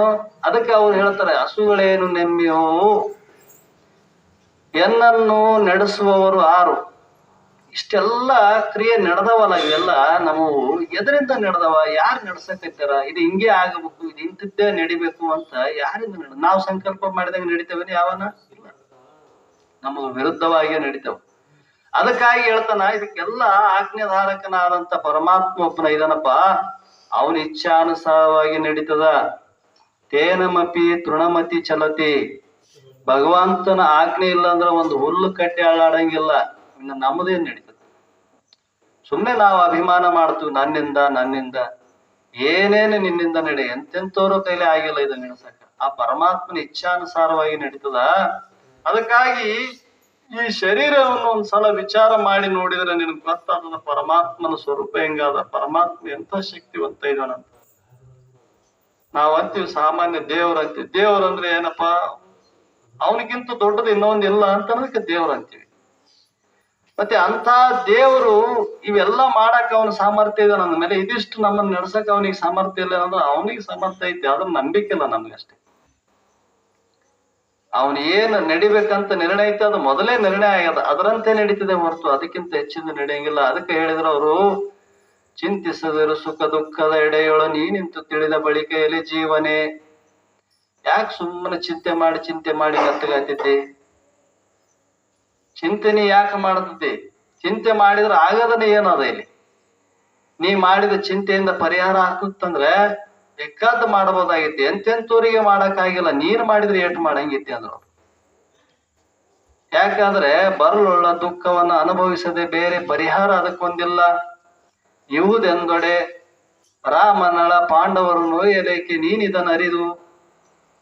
ನಾನ್ ಸರಿ ಮಾಡಿಕೊಂತೀನಪ್ಪ, ಮಾಡು. ನೀನ್ ಏಟ್ ಸರಿ ಮಾಡಿಗಿ ಇಂದ ಪಾಂಡವರು ಪಟ್ಟಂತ ಕಷ್ಟ ಅಷ್ಟು ಎಷ್ಟು ಕಷ್ಟಪಟ್ರು ಅವ್ರು ಎಲ್ಲ. ತಾವು ಒಬ್ಬ ಕ್ಷತ್ರಿಯ ವಂಶದಲ್ಲಿ ಹುಟ್ಟಿದ್ದು, ತಮ್ಮದೇ ರಾಜ್ಯ ಅಧಿಕಾರ ಮಾಡುವಂತ ಪರಿಸ್ಥಿತಿ ಇದ್ರು ಕೂಡ 14 ವರ್ಷ ವನವಾಸ ಮಾಡಬೇಕಾಯ್ತು ಅವ್ರಿಗೆ. 13 ವರ್ಷ, 12 ವರ್ಷ ವನವಾಸ, 1 ವರ್ಷ ಅಜ್ಞಾತವಾಸ ಮಾಡಬೇಕಾಯ್ತು. ಅವ್ರಿಗೇನು ಸಾಮರ್ಥ್ಯ ಇದ್ದಿಲ್ಲೇನು? ಅವ್ರಿಗೆ ಸಾಕ್ಷಾತ್ ಪರಮಾತ್ಮನೇ ಅವ್ರ ಜೊತೆಗಿದ್ದಲ್ಲಪ್ಪ ವಿಷ್ಣು ಭಗವಂತ. ಆದ್ರೂ ವನವಾಸ ಅನುಭವಿಸ್ಬೇಕಾಯ್ತಿಲ್ಲ. ದೇವರೇ ಜೊತೆಗಿದ್ರು ಅವ್ರ ದುಃಖ ತಪ್ಪಲಿಲ್ಲ ಅಂದ ಮೇಲೆ ಇನ್ನು ನಮಗ ಬರೋ ದುಃಖ ಏಟು, ನಮಗಾಗೋ ಕಷ್ಟ ಎಷ್ಟು ಅಂದ್ರ ಅವ್ರು ಎದ್ರ ಸಲುವಾಗಿ ಚಿಂತೆ ಮಾಡುತ್ತೆ. ಅದಕ್ಕ ಇವೆಲ್ಲವನ್ನು ತೊರೆದು ನೀನು ಭಗವಂತನ ಕಡೆ ಮುಖವನ್ನು ಮಾಡು. ಇದರಿಂದ ಏನಾಗ್ತದಪ್ಪ ಅಂತಂದ್ರೆ, ನಿನ್ನ ಈ ದೇಶದಲ್ಲಿ ಕರ್ಮವನ್ನು ಈ ರೀತಿಯಿಂದ ಸಿದ್ಧರು ಉತ್ತರ ಕೊಡಲು, ಈ ರೀತಿಯಿಂದ ತಿಳಿದುತ್ತ ಉತ್ತರ ಕೊಡಲು ವೇದಾಂತ ಮಾರ್ಗವನ್ನು ಉಪದೇಶಿಸುತ್ತಿದ್ದರು. ಈ ರೀತಿಯಿಂದ ಸದ್ಗುರುನಾಥನು ದರ್ಶನ ಮಾತ್ರದಿಂದ ಜೀವನು ಕರ್ಮ ಬಂಧದಿಂದ ನಿರ್ಮುಕ್ತನಾಗಿ ಮಾಡುವನು. ಜೀವರಿಗೆ ನಿರ್ಭಯ ಆನಂದವನ್ನು ಮಾರ್ಗವನ್ನು ತೋರಿಸುವನು. ಅದನ್ನು ಹಿಡಿದು ಅವರ ವಾಸನ ಕ್ಷಯವನ್ನು ಹೊಂದಿ ದುಃಖರಹಿತರಾಗುವವರಿಗೆ ಇಂತೆಂಬಲ್ಲಿಗೆ ಈ ಸಿದ್ಧಾರೂಢ ಕಥಾಮೃತದೊಳ ಶ್ರವಣ ಮಾತ್ರದಿಂದ ಸರ್ವ ಪಾಪಗಳನ್ನು ಭಸ್ಮ ಮಾಡುವಂತ ಈ 5ನೇ ಅಧ್ಯಾಯವನ್ನು ಇಲ್ಲಿಗೆ ಮುಕ್ತಾಯಗೊಳಿಸಿದರು ಅಂದ್ರು. ಈ ಕಥಾನುಸಂಧಾನವನ್ನು, ಈ ಕಥಾವನ್ನು ಕೇಳತಕ್ಕಂಥವ್ರದ್ದು ಏನ್ ಮಾಡ್ತಾನಪ್ಪ ಪರಮಾತ್ಮ ಅವನ ಕೃಪೆಯಿಂದ ಅಂದ್ರೆ, ಯಾರು ಶ್ರದ್ಧೆ ಇಟ್ಟು ಸಿದ್ಧಾರೂಢರ ಚರಿತ್ರಾಮೃತವನ್ನು ಶ್ರವಣ ಮಾಡ್ತಾರ ಅವ್ರು ಬೇಕಾದಷ್ಟು ಪಾಪ ಮಾಡಿರೋಲಕ್ಕೆ ಅವ್ರ ಪಾಪ ನಾಶ ಮಾಡೋ ತಾಕತ್ ಈ ಗ್ರಂಥಕ್ಕೆ ಐತೆ ನೋಡು ಅಂತ ಸಿದ್ಧಾರೂಢರು ವರದಾನ ಹಸ್ತವನ್ನು ಕೊಟ್ಟಾರ ಅವ್ರು ಗ್ರಂಥಕ್ಕೆ. ಈ ಗ್ರಂಥ ಸುಮ್ಮನೆ ನೀವು ಇದನ್ನ ಸ್ಮರಣೆ ಮಾಡಿದ್ರೆ ಸಾಕು, ನಿಮ್ಮ ಪಾಪಗಳನ್ನು ಕಳಿತಾವ. ಪಾಪ ಕಳೆದ ಮೇಲೆ ಏನು ಉಳಿತದ? ಪುಣ್ಯ ಒಂದೇ ಉಳಿತದ. ಆ ಪುಣ್ಯ ಎಲ್ಲಿ ಐತೆ ಅಲ್ಲಿ ನಿನಗೆ ಮಹಾತ್ಮರು ಮತ್ತು ಅಂಥ ಒಂದು ಸಂತರ ವಿಚಾರ ನಮ್ಮ ಅನುಭವಕ್ಕೆ ಬರ್ತಾವ. ಎಲ್ಲಿವರೆಗೆ ಮಹಾತ್ಮರ ದರ್ಶನ ಇಲ್ಲ ಆ ಮನುಷ್ಯ ಬದುಕಿದ್ರು ಪಶು ಸಮಾನ ಅಂದ್ರು. ಜೋಗರ್ ಸಾಧು ಸಂತ ನೈ ಆತ ಹೋಗರ್ ಸ್ಮಶಾನೆ ಅಂದ್ರು. ಯಾವ ಮನೆಗೆ ಪರಮಾತ್ಮ ಪಾದ ದರ್ಶನ ಮಾಡೋದಿಲ್ಲ ಅಂದ್ರೆ, ಸದ್ಗುರುನಾಥ ಪಾದ ಸ್ಪರ್ಶ ಮಾಡೋದಿಲ್ಲ, ಆ ಮನೆ ಅಲ್ಲ ಅದಕ್ಕೆ ಸುಡುಗಾಡು ಅನ್ಬೇಕಂದ್ರು ಅವ್ರು. ಸುಡುಗಾಡಿಗೆ ಯಾರನ್ನ ಹೋಗ್ತಾರ? ಯಾರು ಹಂಗ. ಮತ್ತೆ ಇದು ಮನೆ ಐತ್ರಿ ಬಾಳ ಚಂದ ಕಟ್ಟನ, ಆ ಮನೆಗ ಗುರುನಾಥನೇ ಪಾದ ಸ್ಪರ್ಶ ಮಾಡಿಲ್ಲ ಅಂದ ಅದೇಂಗ ಮನೆ ಆಗ್ತದ? ಸುಡುಗಾಡ ಅಂತಂದ್ರು. ಅದರಂಗ ಮಹಾತ್ಮರ ಸ್ಪರ್ಶದಿಂದ ಇದು ಕ್ಷೇತ್ರ ಆಗ್ತದ, ಒಂದು ಪುಣ್ಯ ವೃದ್ಧಿ ಆಗ್ತದ. ಅದಕ್ಕಾಗಿ ಮಹಾತ್ಮರ ವಿಚಾರಗಳನ್ನ ಮ್ಯಾಲಿಂದ ಮ್ಯಾಲೆ ನಾವ್ ಯಾಕೆ ಕೇಳ್ಬೇಕಪ್ಪ ಅಂತಂದ್ರೆ, ಅದರಿಂದ ನಮ್ಮಲ್ಲಿರ್ತಕ್ಕಂಥ ಅನೇಕ ಜನ್ಮದ ಪಾಪಗಳನ್ನ ಸುಡ್ತಕ್ಕಂಥ ಸಾಮರ್ಥ್ಯ ಮಹಾತ್ಮರಿಗೆ ಐತಿ ನೋಡ್ರಿ. ನೀ ಬೇಕಾದಷ್ಟು ಪಾಪ ಮಾಡಿರ್ಲು, ಯಾವಾಗ ನೀ ಸದ್ಗುರುನಾಥಗ ನೀ ಶರಣಾಗತನಾಗಿದ್ದೆ ಅಂದ್ರೆ ಆ ಕ್ಷಣದಲ್ಲೇ ನಮ್ಮ ಪಾಪವನ್ನು ಸುಟ್ಟು ನಮ್ಮನ್ನ ಪುಣ್ಯವಂತನಾಗಿ ಮಾಡತಕ್ಕಂಥ ಸಾಮರ್ಥ್ಯ ಮಹಾತ್ಮರಿಗೈತೆ. ಆ ನಂಬಿಕೆ ನಮಗಿರಬೇಕು. ಹಿಂದಕ್ಕ ರತ್ನಾಕರ ಅಂತ ಒಬ್ಬನ ಆಗಿ ಹೋದ, ಬಹಳ ದೊಡ್ಡ ಕಳ್ಳ. ಎಷ್ಟು ಕಳ್ಳತನ ಅಂದ್ರೆ ದಾರಿಗೆ ಯಾರು ಸಿಗ್ತಾರಂದ್ರ ಅವ್ರನ್ನ ಲೂಟಿ ಮಾಡ್ತಿದ್ದಾವ.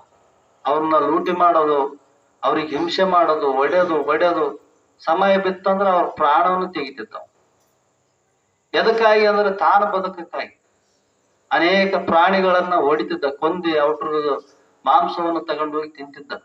ಈ ರೀತಿಯಿಂದ ಅನೇಕ ವರ್ಷಗಳ ಪರ್ಯಂತ ಇದೇ ರೀತಿ ಮಾಡಿಕೊಂತ ಬಂದಿದ್ದ. ಯಾರು ಸಿಗ್ತಾರ ಅವ್ರನ್ನ ಒಡೆಯೋದು, ಬಡಿಯೋದು, ಅವರಲ್ಲಿ ಇದ್ದಂತ ಸಂಪತ್ತು ಕಸಗಂಬದು, ತನ್ನ ತಾಯಿ ತಂದೆ ಮಕ್ಕಳನ್ನ ಹೆಂಡ್ರನ್ನ ಅವ್ರನ್ನ ಪಾಲನೆ ಪೋಷಣೆ ಮಾಡೋದು, ಇದೇ ಮಾಡ್ತಿದ್ದವ್.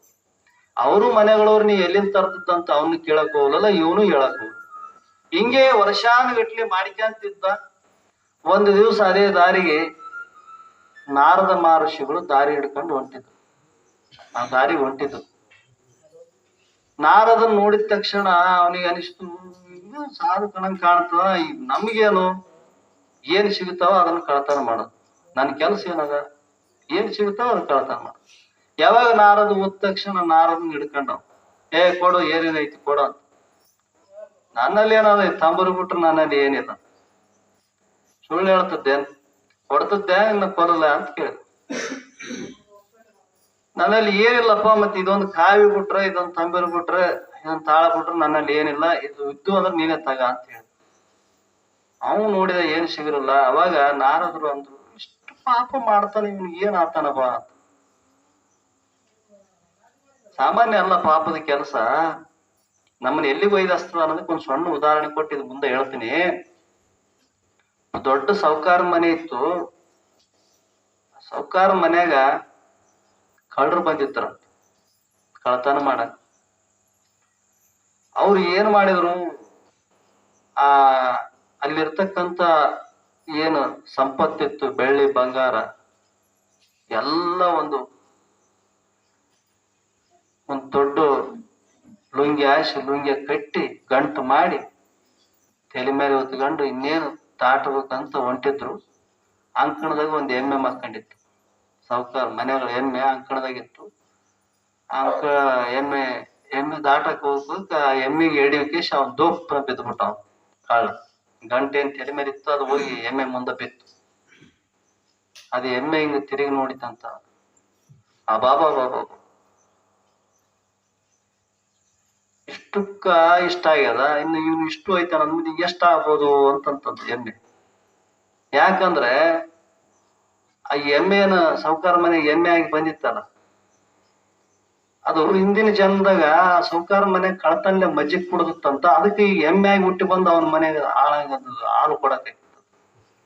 ಬರೀ ಕಳತನ್ಲೆ ಮಜ್ಜಿಗೆ ಕುಡ್ದವನಿಗೆ ನಾನು ಎಮ್ಮೆ ಆಗಿ ಹುಟ್ಟ್ಯದ ಎಮ್ಮೆ ಆಗಿ ಹುಟ್ಟಿನ ಅಂದ್ಮೇಲೆ ಇವ್ನು ಗಂಟೆ ಹೊತ್ಕೊಂಡು ಹೋಗ್ತಾನ ಅಂದ್ಮೇಲೆ ಇವ್ನು ಏನಾಗ್ಬೋದು ಮುಂದ ಅಂತ ಅದು ವಿಚಾರ ಬಂತದ್ದು ಎಮ್ಮಿಗೆ. ಅಂದ್ರೆ ನಾವು ಏನ್ ಕರ್ಮ ಮಾಡ್ತೀವಿ ಅದಕ್ಕೆ ತಕ್ಕಂತೆ ಫಲ ನಮಗೆ ಕಟ್ಟಿಟ್ಟು ಬುತ್ತಿ ಅಂತ. ಅದ್ರಾಗ ನಾರದ ಹೇಳಿದ, ನೀ ಇಷ್ಟೆಲ್ಲ ಪಾಪ ಕರ್ಮಗಳು ಮಾಡಕತ್ತಿದ್ದಿ, ನೀನು ಶಿಕ್ಷಕವ್ರನ್ನ ಹೊಡೆಯಕತ್ತಿದ್ದಿ, ಇವೆಲ್ಲ ಪಾಪ ಮಾಡಿತಲ್ಲ, ಈ ಪಾಪ ಯಾರಿಗ್ ಬರ್ತದ ಅಂತ. ಯಾರಿಗ್ ಬರ್ತದ? ಯಾರ್ಯಾರು ತಿಂದಾರ ಅವ್ರಿಗೆಲ್ಲರಿಗೂ ಬರ್ತದ ಅಂದವ್. ನಾ ಇಲ್ಲೇನು ಒಡೆದು ಬಡದಾಗ ಒಯ್ತೀನಿ, ನನ್ನ ಹೆಂಡ್ತಿ, ನನ್ನ ಮಕ್ಕಳು, ನನ್ನ ತಂದೆ ತಾಯಿ ತಿಂತಾರ, ಅವ್ರೆಲ್ಲರಿಗೂ ಬರ್ತದ. ಅವ್ರಿಗೆ ಅಷ್ಟೊಂದು ಪಾಲು ಬಂದು ನನಗ ಅದ್ರಾಗ ಒಂದು ಪಾಲು ಬರ್ತದ. ಅವ್ರು ತಗಂತಾರೇನು ಪಾಪ, ನಿನ್ ಪಾಪ ಅಂತ ಕೇಳಿ. ಯಾಕೆ ತಗೊಂಬಲ್ಲ, ಮತ್ತೆ ನಾ ಅವ್ರ ಸರಿಗಲ್ಲ ಇದೆಲ್ಲ ಮಾಡೋದು, ಹೋಗಿ ಕೇಳ್ಕೊಂಬ ಅಂತ. ಅವ್ರು ನಿನ್ನ ಪಾಪ ತಗಂತಾರೇನು ಕೇಳ್ಕೊಂಬ. ನಿನ್ನ ನನಗೆ ಹಿಂಗ ಹೇಳಿ ನನಗೆ ಮೋಸ ಮಾಡ್ಬೇಕಂತ ಮಾಡಿದ್ದೆಲ್ಲ, ಈ ಕಡೆ ಹೇಳಿಕೆ ಈ ಕಡೆ ಓಡಿ ಹೋಗ್ಬೇಕಂತ ಮಾಡಿದ್ದೇನಂತ ನಾರದಗ. ಇಲ್ಲೋ ಮರ, ನಾ ಖರೆ ಹೇಳಕತ್ತೀನಿ, ನೀನ್ ಮಾಡಿದ ಪಾಪ ಅವ್ರು ಏನಾದ್ರು ತಗಂತೀವ ಅಂತ ಕೇಳೋ ಅವ್ರನ್ನ. ಅವ್ರು ತಗಂತೀವ ಅಂದ್ರೆ ನಾನು ಮುಂದೆ ಹೇಳ್ತೀನಿ ಅಂತ. ಎಲ್ಲೆಲ್ಲ ನಾನು ನೆಂಬಂಗಿಲ್ಲ, ನನ್ನ ಬೇಕಾದ್ರೆ ಈ ಗಿಡಕ್ಕೆ ಕಟ್ಟಾಕ್ ಹೋಗು, ನನ್ನ ಇಲ್ಲಿ ಕಟ್ಟಾಕ್ ಹೋಗಿ ನಿನ್ನ ಹೇಳ್ತೀನಿ, ಆ ಮಕ್ಕಳನ್ನ ತಂದೆ ತಾಯಿನ ಕೇಳು, ನಾ ಇಷ್ಟು ಪಾಪ ಮಾಡಿನಲ್ಲಪ್ಪ, ನಾನು ಪಾಪದಾಗ ನೀವ್ ಎಷ್ಟು ಭಾಗಿದಾರ ಆಗ್ತೀರ ಅಂತ ಕೇಳು ಅಂತ ಹೇಳಿದ. ಅವನಿಗೆ ಸ್ವಲ್ಪ ವಿಚಾರ ಬಂತು, ಯಾಕಂದ್ರೆ ಯಾವಾಗ ಏನು ಕೇಳಿರ್ಲಿಲ್ಲ ಯಾರು. ಹೌದಲ್ಲ, ಮತ್ ನಾ ಇಷ್ಟೆಲ್ಲ ಹೊಡೆದು ಬಡದು ಮಾಡ್ತೀನಿ, ಮತ್ತೆ ಇದು ಭಾಗದಾರ ಅವ್ರ ಆತರಲ್ಲ ಅಂತಂದು ಹೋಗಿ ಕೇಳಿ ಬರಮಂತಂದು ಆ ನಾರದನ್ನ ಗಿಡ ಕಟ್ಟೆ ಹೋದಂತ ಮನಿಗ್ ಕೇಳಕ್. ಮೊದಲು ಹೋಗಿ ಅವ್ರ ತಂದೆ ಕೇಳಿದ, ಏನಪ್ಪಾ ಯಪ್ಪ, ಮತ್ ನಾನಗ ದಿವ್ಸ ಇಂತಿಂತ ಕೆಲಸ ಮಾಡ್ತೀನಿ, ಈಸ್ ಮಂದಿನ ಹೊಡಿತೀನಿ, ಇಂತಿಂತ ಕಳತನ ಮಾಡ್ತೀನಿ, ತಂದು ನಿಮ್ಗೆಲ್ಲರಿಗೆ ಹಾಕ್ತೀನಿ, ಅದ್ರಾಗೆ ನೀವ್ ತಿಂತಿರಲ್ಲಪ್ಪ, ಮತ್ ನೀನು ನನ್ನ ಭಾಗದ ಪಾಪ ಎಷ್ಟು ಹೊತ್ಕೊಂತಿದ್ದಿ ಅಂತ ಕೇಳ. ಅವಾಗ ತಂದೆ ಅಂತ, ಏ ತಮ್ಮ, ಪಾಪ ನಾವ್ಯಾಕೆ ಹೊತ್ಕೊಂಬೇಕು, ನೀ ಮಾಡಿದ್ದಿ ನೀ ಅನುಭವಿಸು, ನಾವ್ ನಿನ್ ಕಳತನ ಮಾಡಿ ತಮ್ಮ ಅಂತ ಹೇಳಿವೆ. ದುಡ್ಕೊಂಡ್ ತರ್ಬೋದಾಗೈತೆ, ನಿಂದು ಬದುಕ್ಸೋದ ನಿನ್ ಕರ್ತವ್ಯ ಅದ. ನೀ ಪಾಪ ಮಾಡಿ ತರ್ತದೋ ಪುಣ್ಯ ಮಾಡಿ ತರ್ತದೋ ನಿನಗ್ ಸಂಬಂಧ, ನಮಗದ ಪಾಪದ ನಮಗ್ ಸಂಬಂಧ ಇಲ್ಲ. ತಾಯಿನ ಕೇಳಿದ ತಾಯಿನೂ ಹಿಂಗೆ ಅನ್ಲಂತ, ಹೇಳ್ತೀನಿ ಕೇಳಿದಂತ ನಾವ್ ನಿನ್ಗೆ ಬದುಕ್ಸೋದ್ ನಿನ್ ಜವಾಬ್ದಾರಿ ಅದ, ನಿನ್ಗೆ ಇಂಥದ್ ಮಾಡಂತ ನಾವ್ ಹೇಳಿವೆ. ಹೋಗಿ ದುಡ್ಕೊಂಡ್ ತಂದ್ ಹಾಕ್ಬೇಕಾಗಿತ್ತು, ಕಳ್ತನ ಯಾಕೆ ಮಾಡಿದೆ ಅಂತ ಆಕಿ ಅಂದ್ಲು, ಮಕ್ಳು ಅಂದ್ರು. ಅವಾಗ ಅವ್ನಿಗೆ ಚಿಂತೆ ಐತಿ ಬಿಡ್ತಿ, ಪಾಪ ಯಾರಪ್ಪ ಓದ್ಕೊಂಬೋರು, ಈತ ಋಷಿ ಹೇಳ್ದಂಗ ಆಯ್ತಲ್ಲ, ಈ ಪಾಪ ಯಾರು ತಗೊಂಬಂಗಿಲ್ಲ ಅಂತಂದು ಅವಾಗ ಮತ್ತೆ ನಾರದಲ್ಲಿ ಹೋಗಿ ನಮಸ್ಕಾರ ಮಾಡಿದ. ಅವನಿಗೆ ಭಯ ಬಂತು, ಈ ಪಾಪದ ದುಃಖ ನಾ ಹೊರಬೇಕಾಯ್ತಲ್ಲ, ಮುಂದೆ ನನಗೆ ಎಂತೆಂತ ಕೆಡಗ ಆಗ್ತವೇನೋ ಅಂತ ವಿಚಾರ ಮಾಡಿ ನಾರದರಿಗೆ ಕೇಳಿದ. ಯಪ್ಪಾ, ಮತ್ತೆ ನಾನಂತ ಇಷ್ಟು ಪಾಪ ಮಾಡೀನಿ, ತಿಳಿದು ಮಾಡಿ ತಿಳಿಲಾರ್ದ ಇಷ್ಟು ದಿವಸ ಮಾಡಿಬಿಟ್ಟಿನಿ, ಮತ್ತೆ ಈ ಪಾಪದಿಂದ ನಾ ಬಿಡುಗಡೆ ಆಗ್ಬೇಕಾದ್ರೆ ಹೆಂಗ, ನನಗ ಉಪಾಯ ಹೇಳ್ರಿ, ಇದರಿಂದ ಕಡಿಗೆ ಆಗ್ಬೇಕಾದ್ರೆ ನನಗೊಂದು ಉಪಾಯ ಹೇಳ್ರಿ ಅಂತಂದಾಗ ನಾರದರು ಹೇಳಿದ್ರು, ಈ ಪಾಪದಿಂದ ನೀನು ಮುಕ್ತನಾಗಬೇಕಾಗಿತ್ತಂದ್ರೆ ನಾನು ನಿನಗೆ ಒಂದು ಉಪದೇಶ ಮಾಡ್ತೀನಿ, ಆ ಉಪದೇಶವನ್ನು ನೀ ಕೇಳಿ ಅದನ್ನ ಯಾವಾಗಲೂ ನೀ ಚಿಂತನೆ ಮಾಡ್ತಿದಪ್ಪ ಅಂದ್ರೆ ಈ ಪಾಪದಿಂದ ಮುಕ್ತ ಆಗ್ತಿದ್ದೆ ಅಂದ್ರು. ಏನು, ನೀನು ಸದಾಕಾಲದಲ್ಲಿ ರಾಮನಾಮವನ್ನು ಜಪಿಸು ಅಂತ ಹೇಳಿದ್ರು. ರಾಮ ರಾಮ ರಾಮ ಅನ್ನತ್ತ. ಅವನಿಗೆ ರಾಮ ರಾಮ ಅನ್ನಕ್ಕೂ ಬರಲ್ಲ, ಯಾಕಂದ್ರೆ ಬರೇ ಪಾಪದ ಕೆಲಸ ಮಾಡಿದವನು. ಒಂದ್ ದಿವ್ಸನು ದೇವರದಿಂದ ಮಾತೇ ಇಲ್ಲ ಅವನ ಬಾಯಿಗೆ, ಒಂದ್ ದಿವ್ಸನೂ ಬರಲ್ಲ. ನನಗ್ ಬರವಲ್ದ್ರ ಅನ್ನಕನ, ರಾಮ ರಾಮ ಅನ್ನಕ್ ಬರವಲ್ದಲ್ಲ ಅಂದ್ರೆ ಪರವಿಲ್ಲ, ಮರ ಮರ ಮರ ಅನ್ನಂತಂದ. ಮರ ಅಂದ್ರ ಗಿಡ, ಮರ ಮರ, ಅವ್ ಮರ ಮರ ಮರ ಮರ ಮರ ಮರ ರಾಮ ರಾಮ ಆಗಿಬಿಡ್ತು. ಅವ ಅನ್ಕಾಂತ ಎಷ್ಟೋ ವರ್ಷ ಗಿಡದಲ್ಲಿ ಉತ್ತು ಕಟ್ಟೈತಿ. ಅಂತ ಉಲ್ಟಾ ನಾಮ ಜಪತ್ಕರೋ ವಾಲ್ಮೀಕಿ ಸಾಧುವೋಯೇ ಋಷಿ ಸಮಾನ ಅಂತ ಒಂದು ಮಾತು ಬರೀತಾರೆ. ಅವನೇ ರತ್ನಾಕರ ಮುಂದ ನಾರದರು ಉಪದೇಶವನ್ನು ಪಡೆದು ಅವರ ಮಂತ್ರ ಉಪದೇಶವನ್ನು ಜಪಿಸುತ್ತಾ ಮಹಾತ್ಮರಲ್ಲಿ ವಿಶ್ವಾಸ ಇಟ್ಟು ಕಾರಣದಿಂದ ಆ ಕಳ್ಳನಾಗಿರುವಂತ ಒಬ್ಬ ಕಳ್ಳತನ ಮಾಡತಕ್ಕಂತ ಒಬ್ಬ ವ್ಯಕ್ತಿ ವಾಲ್ಮೀಕಿ ಋಷಿಯಾಗಿ ರಾಮಾಯಣವನ್ನು ಬರೆದ. ಅವರೇ ರತ್ನಾಕರ.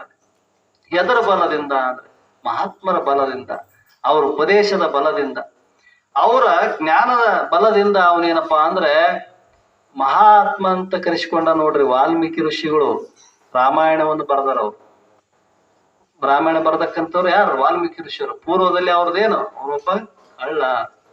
ಇಂಥ ಸ್ಥಿತಿ ಅನ್ನುವಂಥದ್ದು ಅನೇಕ ಜನ್ಮದಲ್ಲಿ ನಮಗೇನಪ್ಪಾ ಅಂತಂದ್ರೆ ಅದು ಪ್ರಾಪ್ತಿ ಆಗ್ತದ ಅನ್ನುವಂಥ ಮಾತನ್ನ ಮಹಾತ್ಮರು ಹೇಳಿದ್ರು. ಇಲ್ಲಿ 6ನೇ ಅಧ್ಯಾಯದಲ್ಲಿ ಹೇಳ್ತಾರೆ, ಏನು ವಿಷಯಪ್ಪ ಅಂತಂದ್ರೆ, ವಿರತಿಯನು ಸುವೇಕವನು ಬಹು ಜನ್ಮದೊಳು ಸಾಧಿಸಿದನು, ನರನು ತನ್ನ ಸ್ವರೂಪ ಕಾಣದೆ ವ್ಯರ್ಥ ಅಂಬಲಿಸಿರುವನು, ಗುರು ಪ್ರಸಾದವನ ಆವ ಜನ್ಮದೊಳು ಪಡೆದ ಪುಣ್ಯದಿ ವಿರತಿ ಆಗಲೇ ಫಲಿಸುವುದು ನರರಿಗೆ ತವಕದೆ ಅಂತ ಈ 6ನೇ ಅಧ್ಯಾಯದಲ್ಲಿ ಬರ್ತದೆ. ವಿರತಿಯನು ಸುವೇಕವನು ಬಹು ಜನ್ಮದೊಳು ಸಾಧಿಸಿದನು. ವಿರತಿ ಅಂದ್ರೆ ವೈರಾಗ್ಯ. ವೈರಾಗ್ಯ ಅಂದ್ರೆ ಎದಕ್ಕಂತಾರ್ರಿ? ಭೋಗದ ಇಚ್ಛೆ. ಭೋಗ ಏನೈತೆ, ಏನೇ ಭೋಗ ಇರಲಿ, ಅದು ಸುಖ, ನಮಗ್ ಭೋಗ ಪರಮಾತ್ಮ ಕೊಟ್ಟಂತ ಅನೇಕ ಭೋಗಗಳಿವೆ. ಆ ಭೋಗದಲ್ಲಿ ಮೈ ಮರೆಯೋದು, ಆ ಭೋಗವೇ ಸುಖ ಅಂತ ತಿಳಿದು ಕುಂತೀವಲ್ಲ, ಇದು ದುಃಖ ಅದ.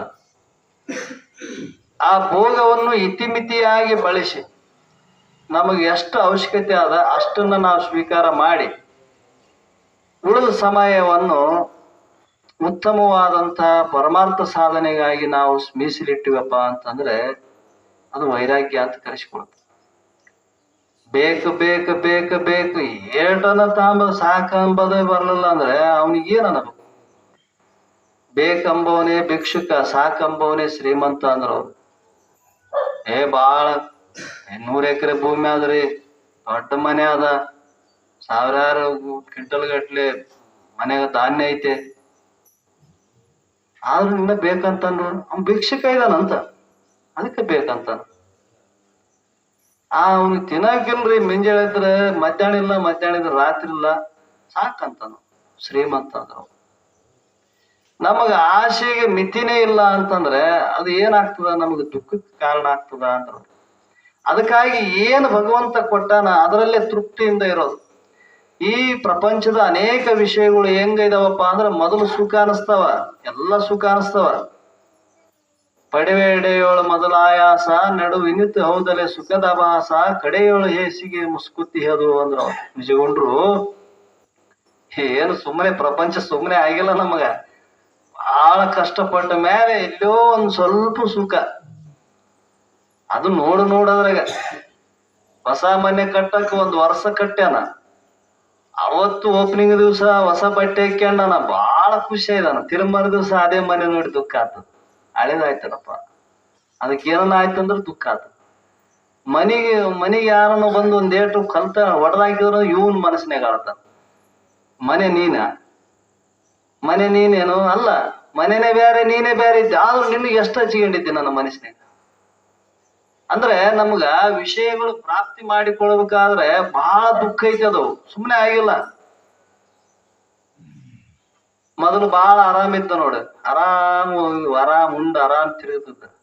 ಏಕ್ ಸುಖಿ ದೋ ದುಃಖಿ ತೀನ್ ಗಡಬಡ ಚಾರ್ ಲಟ್ಪಟ್ ಅಂದ್ರು.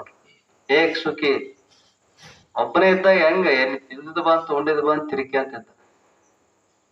ಒಬ್ಬರಿದ್ರ ಸುಖ ಇಲ್ಲ, ಇಬ್ಬರಾದ್ರ ಸುಖ ಆತಂತ ಎರಡು ಮಾಡಿದ, ಇಬ್ಬರನ್ನ ಕೂಡಿಸಿದ್ರು, ಬಹಳ ಸುಖ ಆಗ್ತದಂತ. ಅಲ್ಲಿನೂ ಸುಖ ಆಗಲ್ಲ, ಇಬ್ಬರಿದ್ರೆ ಹೆಂಗ ಸುಖ ಆಗ್ತದ, ಇನ್ನೊಬ್ಬರಾದ್ರೆ ಬೇಸ. ಅಲ್ಲಿ 3 ಆಯ್ತು ನೋಡು, 3 ಆಗ ಚಾಲ್ ನೋಡು ಗಡಬಡ ದುಃಖ ಚಾಲೆ ಚಾಲ್. ಅದ್ರಂಗ ಜೀವನದಾಗ ನಾವು ಎಷ್ಟೇ ಭೋಗಗಳನ್ನು ಭೋಗಿಸಿದ್ರು ಕೂಡ ಅವು ಏನಾಗ್ತಾವ, ತೃಪ್ತಿ ಇಲ್ಲ, ಯಾರಿಗೂ ತೃಪ್ತಿ ಇಲ್ಲ. ಆ ವಿಷಯದಿಂದ ನಾವು ಎಲ್ಲಿವರೆಗೆ ಸಾಕು ಎಂಬ ಬುದ್ಧಿ ನಮಗ್ ಬರೋದಿಲ್ಲ, ಅಲ್ಲಿವರೆಗೆ ನಮಗ ವೈರಾಗ್ಯ ಬರಂಗಿಲ್ಲ.